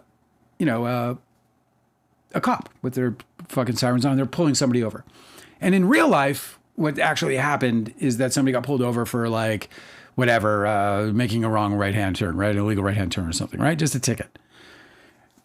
Adapted into your life or adapted into your thing, and you obviously you make it something much bigger, right? It's the end of a big chase. Cars. Cops jump out. All the guns are drawn. Maybe it's a grandmother inside because it's you're. But the point is that like the point I'm trying to make is like pay attention to what's going on around you and how you can make that into something more than it actually was. Yeah, like the way that I would do it is I would make the protagonist who's going to the coffee shop to get their muffin and coffee, and they see a cop car pull somebody over, they instantly hide. Right. Because they're trying to evade the police. Right. They don't want to get noticed. So you're giving up some character stuff. Yeah. That's great. So then you're like, oh, wait, why are they so paranoid? Why are they running? Yeah. So exactly. So that's a very interesting point. Like they're there. So, it doesn't have to be this big thing, guns drawn, fucking set piece, but instead it could just be this character, reveal, this little certain like character trait reveal. Anyway, I just wanted to bring that up to her because Because she's trying to make a movie. And when you're trying to write movies, and I think that this really, like, you know, I think this, I put this on display a little bit in my book, but like, it's all about like adding these little opportunities to colorize the world and then interact with that, I guess. I don't know how to put it, man. you got to colorize the world. You know what I mean, though? Like you're sitting around, you're like fucking, you know, you want to add a little action, but you got to, you know, find creative ways to do that, and extracting from your life story to do that as your life story unfolds is the best way. This is, you know, I talk a lot about when I'm talking to people that I work with, I talk about like living life or seeing life cinematically. And it's about like, you know, and a part of that is, it you know, relies on the imagination in so much as like, you know, an interpretation of an actual event. You know, in this case, this cop car, you know, rather, you know, routinely pulls another car over for an infraction, and instead your mind pulls it into whatever. In your case, you create character real wisely. You know, you create this character reveal, this trait reveal or whatever, this past, this mystery. You just suddenly, you know, create a, what is your problem? He's on the run. Even the cops like lean in. They're like, what's that guy's problem? You know? Can I see your driver's license and date of birth? Hey, remember when you were talking about the Jackass sequel? Yeah. And I was like, nobody's asking for this. Yeah. Well, Cosmic Urgency said I'm wrong. Said, Yeah. I am the people asking for another Jackass Yeah, movie, man. Angela. Exactly. Cosmic Urgency He's such a said, contrarian, isn't he? Listen. I don't think he speaks until he can be contrary. You know, I like it. I love him. I like hanging out with people He's like that. he's like one of my best pals now. Cosmic Urgency said, the Jackass movie comes out in June, and I will be there teary-eyed opening weekend. Can you imagine? Sobbing. Like, Oh my God, it's Johnny Knoxville. when the main title shows up. Like you're at a Beatles concert. I hate that they colorize black and white movies. Yeah, me too. Cosmic Urgency said he hates that shit. That they colorize black and white Somebody movies. asked me about colorizing Don's Plum. I was like, never. Not while I'm alive. I'll be Can you fucking imagine if you gave like Leo these like really rosy cheeks. rosy circles on his cheeks? Make fucking If you Jenny made it- Lewis a blonde. I would like to see it colorized if it was all like Technicolor, you know? Like No. really super saturated. No. So if, Or like if a- all the colors were just wrong, you know? It's great. It'd be a weird movie if it was like that. It's already a strange movie, It'd man. be like a fever dream. It would be like a fever dream. By the way, in uplifting news, I wanted to share with you guys that Spotify has confirmed that ICE recruitment ads are no longer running on its platform. And considering that Joe Rogan carries a substantial MAGA following, I find that very encouraging. Do you see what I mean about the level of expertise that these people are sent out on the street and running around with? Right. No, and they're They're just- offering like $50,000 up to a $50,000 signing bonus. Yeah, they apparently cut the training time in half. Yeah. They're just churning people out there. Who Can the you fuck- say gun? I You have passed. noticed- I know. You passed. I have noticed that there have been. I have not seen since I started like invading these cities. I haven't seen a single U-Haul truck full of these fucking like militia guys, right? That like get U-Haul bust into some place and then like protest a bunch. I haven't seen any of the fucking like Proud Boys or 3%ers or any of those fucking guys like protesting anywhere. You don't see any of those guys anymore. You know why? Because they're ICE agents. Because they're Yeah. getting paid to go terrorize people. No, exactly. and they Yeah, don't have they're to out show there face. shooting people in the face. It's so crazy that they identified the guy publicly. I wonder what's going to happen now, if anything. That dude's got to go into hiding. Holy shit. I would say. Yeah,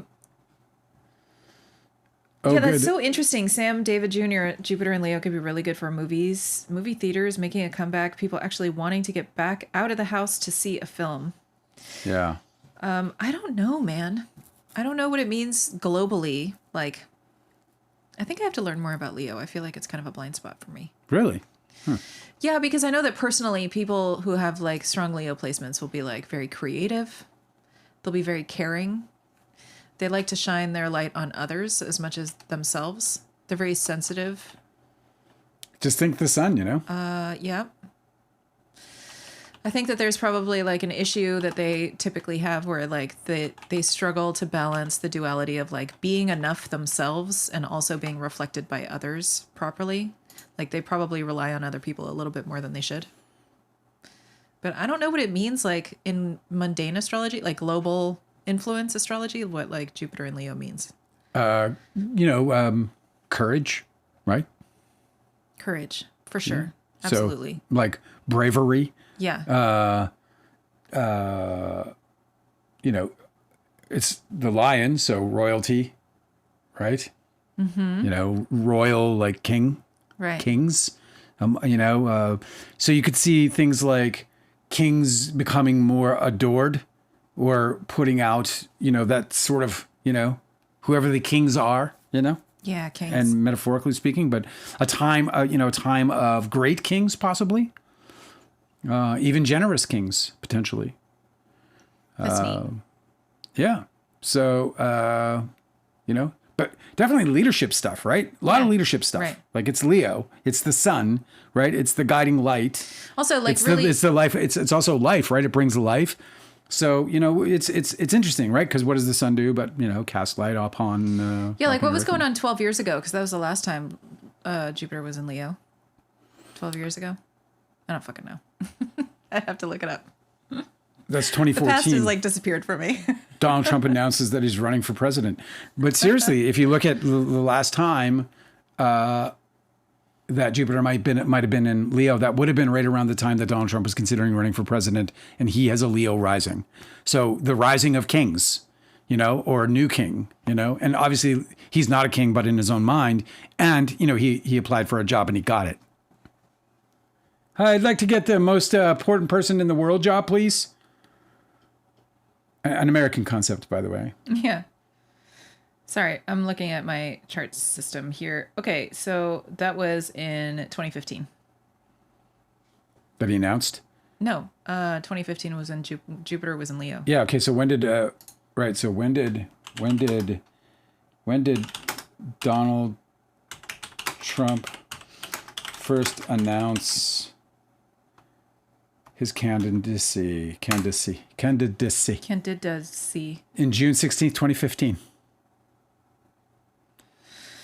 June 16th, 2015? June 16th, 2015, he announced with a campaign rally in a speech at Trump Tower, he said, August, I'm going to do it! It was August 2014 when Jupiter entered Leo last. You said June 15th, 2015. June 15th, 2015, he announced at Trump Tower that he was going to ruin the world. Yeah, that's crazy. So that was, let me see his chart. So there you go, guys. Like, that's a really interesting example of how astrology, like how the symbols hold true, hold steady. Here you have a Leo rising guy who, when Jupiter, which is one of the significations of Jupiter is it's ever expanding. It's like it expands situations, right? Makes things bigger, makes things greater, makes things even stronger, right? It's like the Thor, right?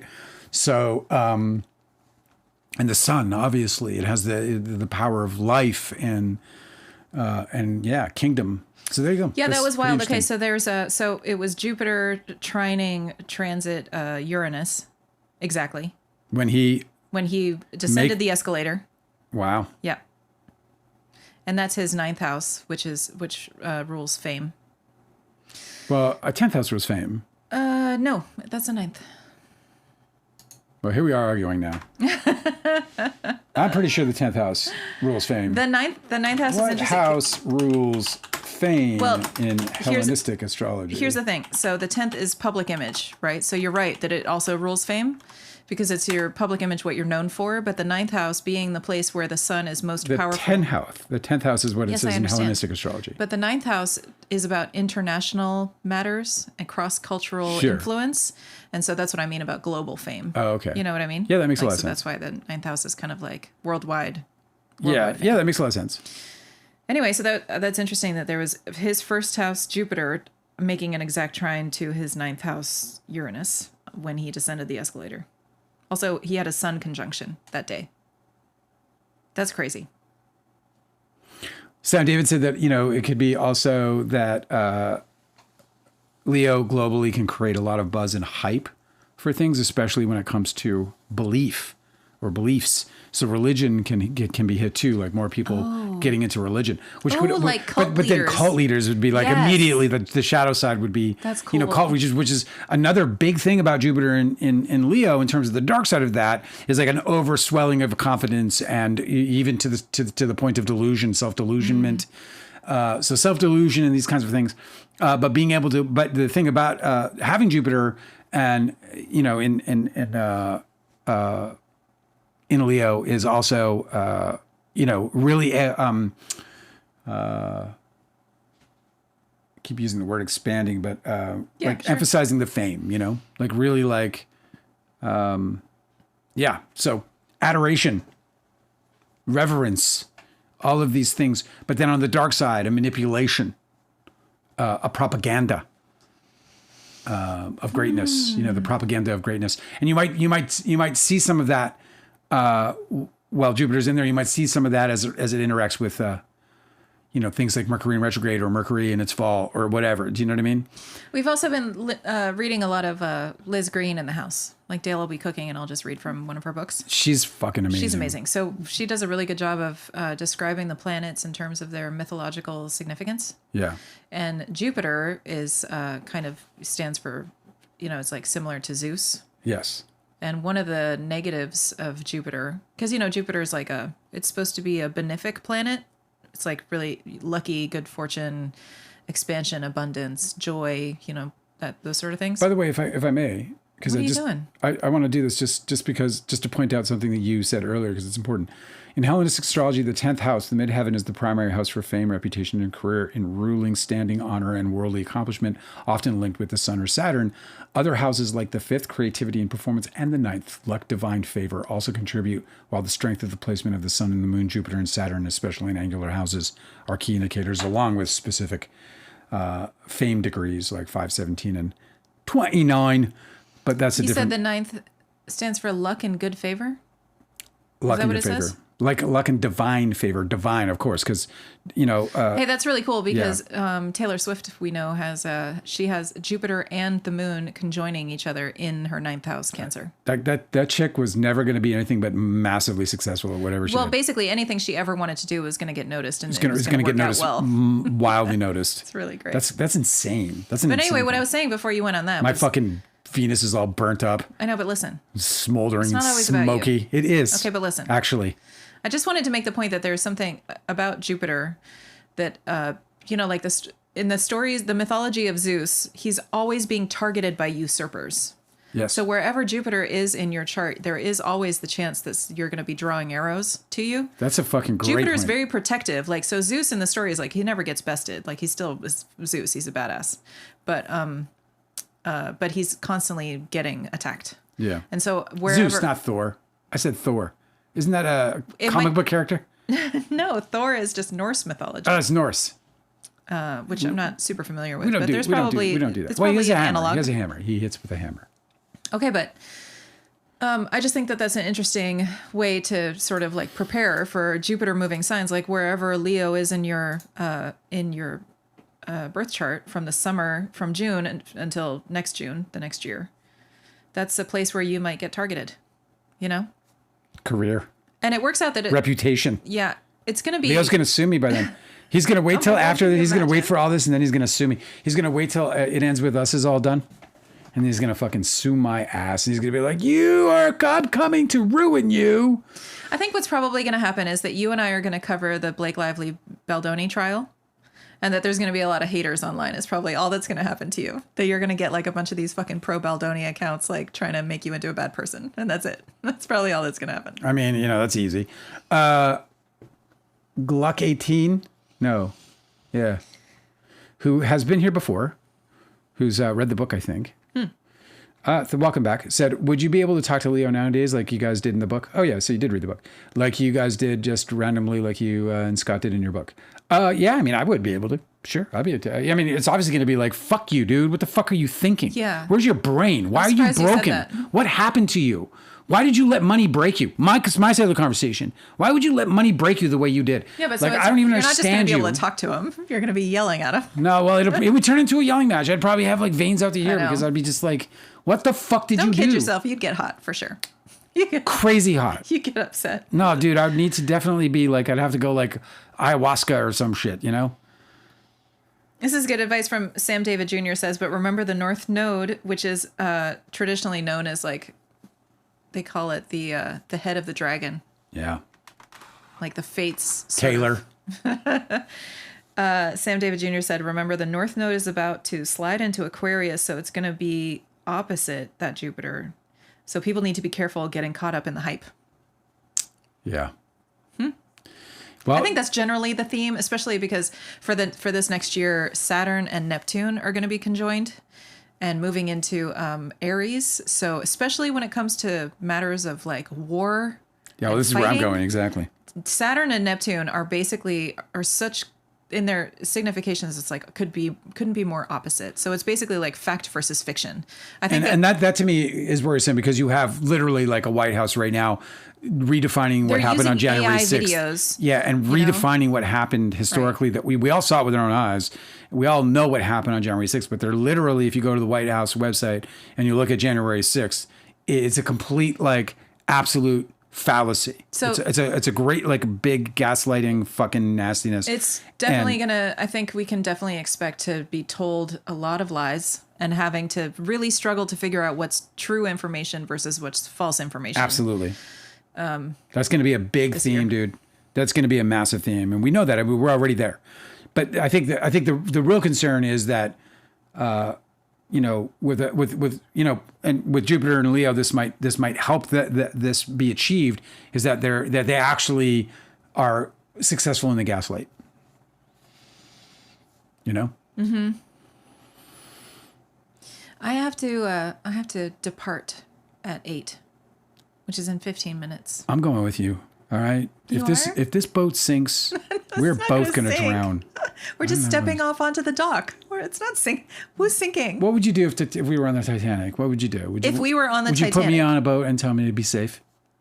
You wouldn't have been permitted to get on a boat. Would you fight for me and say no? Wait, okay. First off, are we rich on the Titanic or are we poor on the Titanic? No, we're poor. I mean, I'm just going to stay in my station. Then neither of us would probably have survived. I'm just going to I don't think. Would you chase somebody with a gun? I'm just curious if you would. Like in the movie? Yeah. I can't believe that he wrote that. Apparently in the true. script. It's apparently true. Really? No, it's apparently one of the true stories, but it's just so one of the ones I would have stupid. edited. I'd be like, what are you going to do? Shoot me on a sinking It's the stupidest fucking back. You know, Billy Zane should have been stupid. Like he should have been an absolute, like some kind of. They should have laughed at him. Yeah, they would have been. Dude, the boat is sinking. We're all going to die. Oh my God. Did you see how many boats? Did you see all the lifeboats? Oh my God. Oh my God. What are you doing right now? What is that, a gun? Do you have a gun? The boat is sinking. So stupid. Oh my God. Can you fucking believe this guy? I mean, the violin players make sense. You. That's really funny. I love how you rolled your eyes like, oh my God, this fucking Oh my guy. God. What are you doing? Are you pulling out a gun right now? Oh, handcuff me to a sinking boat. Real original. Yeah. Scott Bloom was like, we know the ending. I was like, we did, no? He's like, we know the ending. Mm-hmm. So there's that. I know. I remember everybody thought that movie was going to fail because everybody went into it knowing the ending. It did not fail. Turns out we were wrong. What did somebody's talking about? I don't know what Hannah is saying. Somebody's saying about something. You should read the chats because somebody's saying yes. Sam David Jr. is calling you out, saying, "What? Dale, shouldn't you put her in the vote? Because you asked, would you put?" No. Hey, listen. Why would I do that? No. No, Dale's a feminist. He believes in equal. Yeah, no. We're equals. We get to decide. Do I live or does she live? And I don't know. I mean, it's a tough choice. Mm-hmm. I was hoping somebody was going to say something. Was that a joke you made? Yeah, it was. Of course. No, was it a joke I made? What are you saying? No. I just thought that you you were know asking. me better than anybody. No, I thought you were asking. So would you put me in the boat? It didn't even occur to me. No, because you're a feminist. Well, also because I love you and I would want to put you in the boat. Yes, exactly. That's why I was asking, because you would. You'd be like, no, you're going. I don't want to live without you. I'd rather die. Die. Of course I'm going to put her on the boat, Sam. I'll build her a boat in 15 minutes. How much time do I have? Give me a hammer and a nail. MacGyver. Give me that paperclip. I will fashion a boat that will save you and one other friend. That is less than 50 pounds. Did you bring anything else tonight? Because I did not. Oh, yeah. I got stuff for days. You do? Yeah. All of my open tabs right now are just like horrific commentary on this horrific video.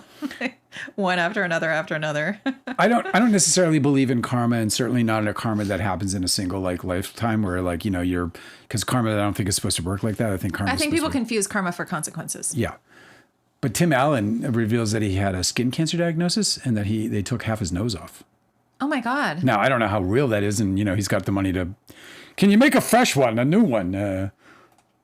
That's terrible. Yeah, isn't that crazy? But you know, why I say that, you know, the karma bit. Because he's a real asshole? No. He, you know. Because he is a real asshole. He came into my coffee shop once and he was a real asshole. Well, I've had my bad days, but I've heard that about him. Yeah. There was a whole long line and he walked right up to the counter, like skip the line, you know? Yeah. And he was like, hey, can I just get a coffee and get out of there? I was like, Tim Allen, you are going to wait in line like everybody else. I'm not going to give you, Tim fucking Allen, special treatment in my coffee shop where all these people are regulars that come here every day. Come on.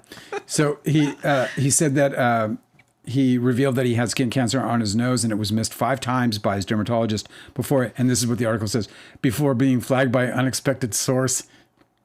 What does that mean? I'm thinking coke dealer, you know? Oh my God. I'm just kidding. But you know, like because he got busted for coke, right? Yeah. And that's what I'm saying. Like he lost half his nose. That's really funny. It's kind of funny. But does the article say who told him about it? Because sometimes somebody online he reveals that he had scary skin cancer diagnosis that was missed 5 times by his dermatologist. The lady at the Today Show noticed it. He said that he did a show in the, you know, he did the Jimmy Fallon show, and she says, you know, and she goes, I see you haven't done anything yet, and then she said she felt very confident. She said very prominent Beverly, whatever. Somebody fucking in makeup was like, hey, you should check that out. That's not fucking right. Get your fucking nose looked at. Even though his dermatologist, who was a very highly I think it's very strange that the prominent story includes that he saw his dermatologist 5 times. Yeah. People just take people's money, bro. Yeah, but why are you seeing a dermatologist 5 times and also a movie star? Aging? An aging, because, or a TV star, whatever he is. I don't fucking know. You're right. Fucking celebrity. They probably have the fucking dermatologist on fucking quick dial. How do they have time? Dude, there's a spot on my hand. That's probably a livered spot. Well, we're getting rid of it tonight. Yeah, right. I found another crease. Oh my God, the crow's feet are happening. What is this? What causes this? Happiness. What? Not for Tim Allen. That's for sure. Anyway, scary moment in his life, man.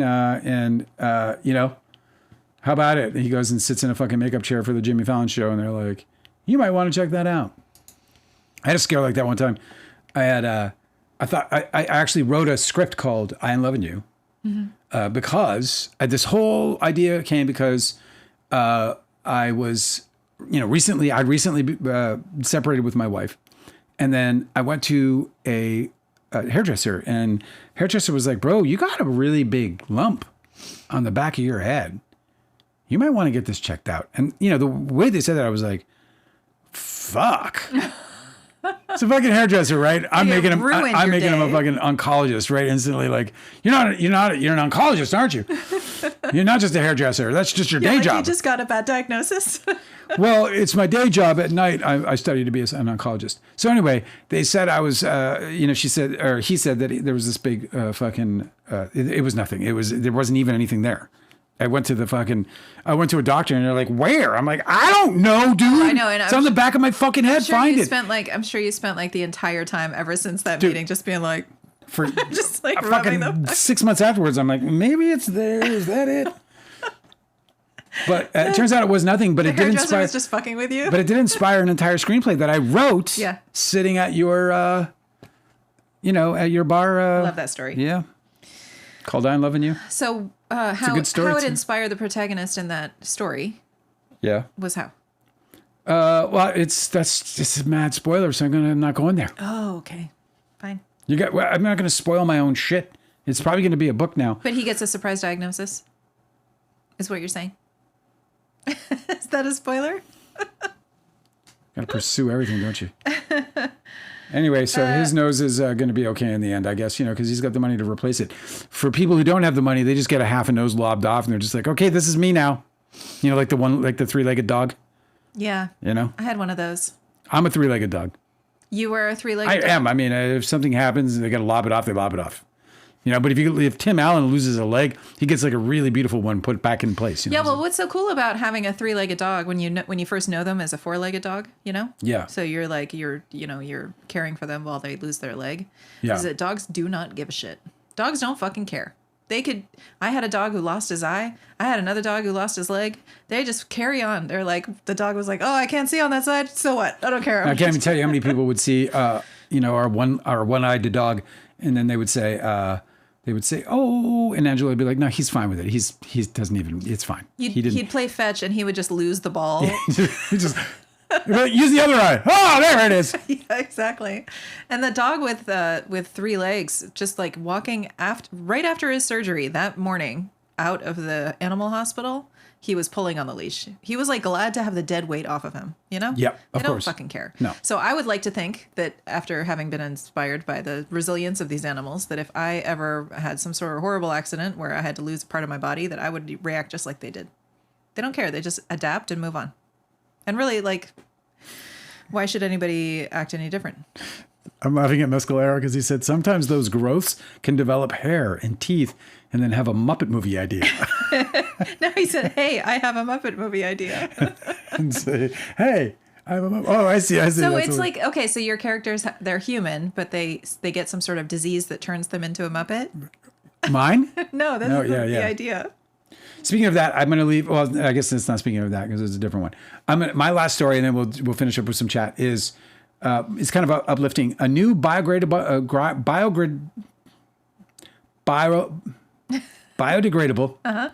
bamboo plastic surpasses traditional petroleum-based plastics in strength and thermal stability while decomposing naturally within 50 days, offering an alternative that's renewable, durable, recyclable, and easy to manufacture at scale. Oh my God, I know. Everybody hates bamboo because it's so prolific. It grows so fucking fast. This is perfect. If this happens, shopping bags in California. Yep.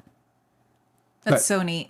I mean, I go through existential crisis when I go to a grocery store. I do. Oh my God, I know. On a fucking everything. When I see all those bags going into, I swear I have to shut it off. Like when I'm walking into a Kroger or something, I have to be like, I have to talk myself out of being disturbed by it. I have a problem with plastic. It really too. bothers me badly. My big problem with plastic is in the produce aisle. It's like something I probably have to have a therapist talk about, actually. Like, hey, why am I doing this? Oh, it's like kind of an OCD thing where you can't like stop I'm just like, on it. Yeah. I see, like it makes me judge people. Like they're putting all the plastic bags in there, and I'm like, I absolutely want to yell at you right now. I just want to yell at you. How can you not see? How can you be blind to the idea that because you do this every week, don't you? And I have to like usher you away. Like, come on, Grandpa. Like if I end up slipping, if it all slips one day, half the slope. It'll be like that. You'll confront Yeah, I'm just going to be like in a fucking Kroger, just completely undone. Why are you screaming at the customers? They're using plastic. That's really funny. So this is great news. And if it's like, it's bamboo. Come on. That's very fucking cool. It's incredibly prolific. The fucking maturation cycle of bamboo is ridiculously fast. They used it as a torture device for real. I didn't know this was real. I thought it was bullshit. I was like, yeah, right. It's absolutely fucking real. Mm-hmm. They put fucking people and let bamboo grow through them in a matter of hours. Yep. Bamboo will grow through. Bamboo torture. A fucking bamboo torture is real. What? Hey, this is going to be comfortable. Oh, this isn't so bad. People are so Like, creative. you come here. If I can tie you down, I'm like, actually, this isn't so bad. Hey, what is that? That's a little uncomfortable. Yeah, right. What is that? Hey, guys, I think there's a rock or something. Oh, man. Human ingenuity. How about it, huh? Yeah, well, there's the power of observation. Like, yeah, but it's true. They're just like, what could I do with something that grows so quickly? I know, torture humans. Oh, also, Austin is saying that before we cover the Blake Lively, Justin Baldoni trial, Okay. that we should, I want to learn about this. Austin says that Bam Margera Yeah. was being looked after by Jed Wallace. The person Really? who was looking after his medication was Jed Wallace. Really? Jed Wallace. Jed Wallace has these farms. Like, I think he uses these farms for his. Yeah. Like, I don't know this to be true, but I believe that I read somewhere that somebody alleged that Jed Wallace uses things like rehabilitation. No, it wasn't alleged. Well, so here's the thing. In the deposition of Melissa Nathan, I think. It's probably Melissa alleged. Nathan was talking about how Jamie Heath, whatever. Somebody, one of the defendants being deposed was talking about how what they know about Jed Wallace was that he works in addiction recovery. That he works with people in addiction recovery. And so what that meant to me was that that's how he's got these bot farms. That they're not just like bot accounts, that they're actual people who he's paying to post hate texts on everybody's comment section. Hello. Yeah, I'm listening. I heard everything. That's I did. I heard everything. No, I know. I'm so close to you. It's even I don't have the headphones on like you do, but I wonder if that's true. I don't know the facts about it. Well, look, Austin's saying like Jed Austin's Wallace. saying it's in Bam Margera's court records. I want to check this out. Do you want to hit us up and get us started? Yeah, that would be really helpful. If you want to help us out, Austin, come hit us up at freedomsplum@gmail.com, or just go to freedomsplum.com and hit the contact button there, and spill the beans and put us on put us on course. Point the way. I'm so sorry. What would be really cool is if we could have Austin on our podcast to talk about it during the trial coverage. Let's talk about it. Let's do it. I would love to learn more about this stuff so that we could figure out how to set that up. That'd be neat. Yeah, totally. You know who I haven't seen in a while and I'm kind of missing? A Scientist. Oh, I have to go. It's 8:00. Ding, ding, ding, ding, ding, Yes. ding, ding, ding, ding. All right, well, I'll close things up. Then thank you. It's so nice hanging with you guys tonight. Say goodnight, Angela. I will bon my voyage. Oh, that's not what I wanted. What'd you think of my desktop? Pretty fucking great. All right, listen, guys. It's been great hanging out with you. Let me see if there's any more in this. Yeah, Austin, hit us up with that because I'd be very interested in anything that you might help us with in terms of covering that story because I am very interested in that. Kind of said, I think Joe Rogan is not clever, but deep down is kind. He spoke out against deporting people many times, but I've only seen clips of him. I think Joe Rogan needs to take more seriously the responsibilities of his. I think he needs to take. I don't know, man. He endorsed Donald Trump in the last minute. I think he was one of the reasons that Donald Trump was successfully elected. I don't know that he was the reason, certainly. And so to me, it's just. And I mean, he knew what he was. Joe Rogan knew what he was, but he his boss at the UFC and partner and whatever was Dana White. And Joe Rogan has too many problems for me, bro. He's just around too many different people who are just fucking bad to the bone. Is he bad to the bone? I don't fucking have any idea. But why wouldn't you want to clean your house if you are? If you're a good dude, why wouldn't you want to clean the house? Because Dana White's a piece of shit. That guy's a piece of shit. I think it's like plainly obvious. That guy's a fucking absolute fucking piece of trash. So it's just money. It's always money. I brought it up last night with Angela because money is like the thing that drives me crazy in terms of the way it fucking fucks people up. And I don't understand why people can't just stay normal around money. I don't know why. It's not that. I mean, it's fuck. But Pete Davidson, who I'm a fan of. Generally speaking, or lightheartedly speaking, I'm a fan of Pete Davidson. I think he's fine, whatever. I certainly had no kind of issue with him, and I still don't. That he would go and yuck it up with the Saudis is to me just an example of how corrupt money can make you. Because there's no amount of money you would be able to pay me to go and yuck it up with the people who are absolutely known to have been involved in 9/11, the act that took my dad's life. I would just never do that. There's no amount of money that would ever be enticing enough for me, but that was his reason for going, and it's his business, and we all mourn in our own way, and we grieve in our own way, and we deal with our issues in our own way, and I'm not standing in the way of any of that when it comes to Pete Davidson. He's a dude. He's got his fucking shit to go through, and I can't even imagine what that's like. And so, I'm not trying to in any way diminish his experience, but his response to the question, why would you do it, was because the money was too good. And if that's true, then that to me is just so fucking disturbing. I can't even stand it. Do you know what I mean? Do you know what I mean? Trump won because Democrats chose Joe Biden. I don't know, man. I would say, like, I'll leave it on this controversial note. Trump won because Joe Biden didn't fulfill his campaign promise, which was to be a one-term president.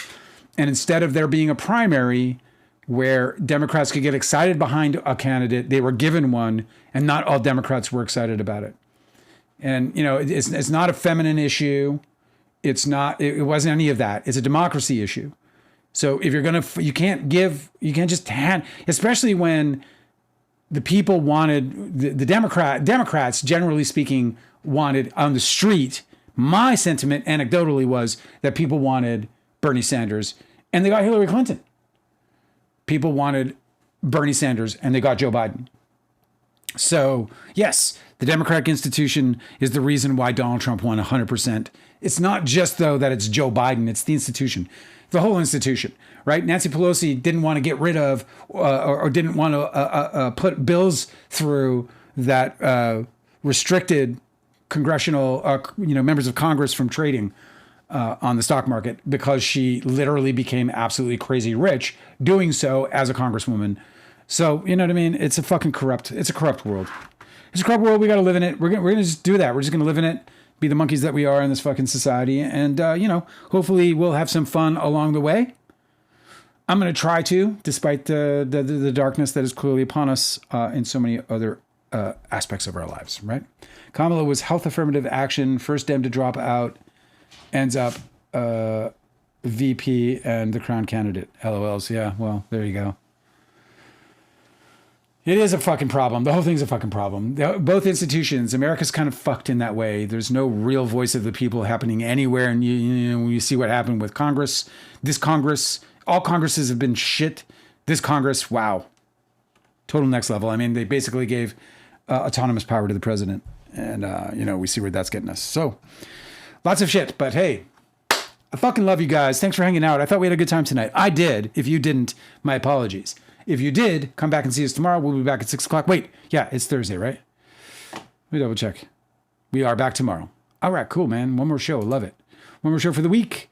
See you tomorrow, 6 o'clock. Really love hanging with you guys. Thanks for spending your night with us. Bye-bye. What am I supposed to do here? I got to fade to black.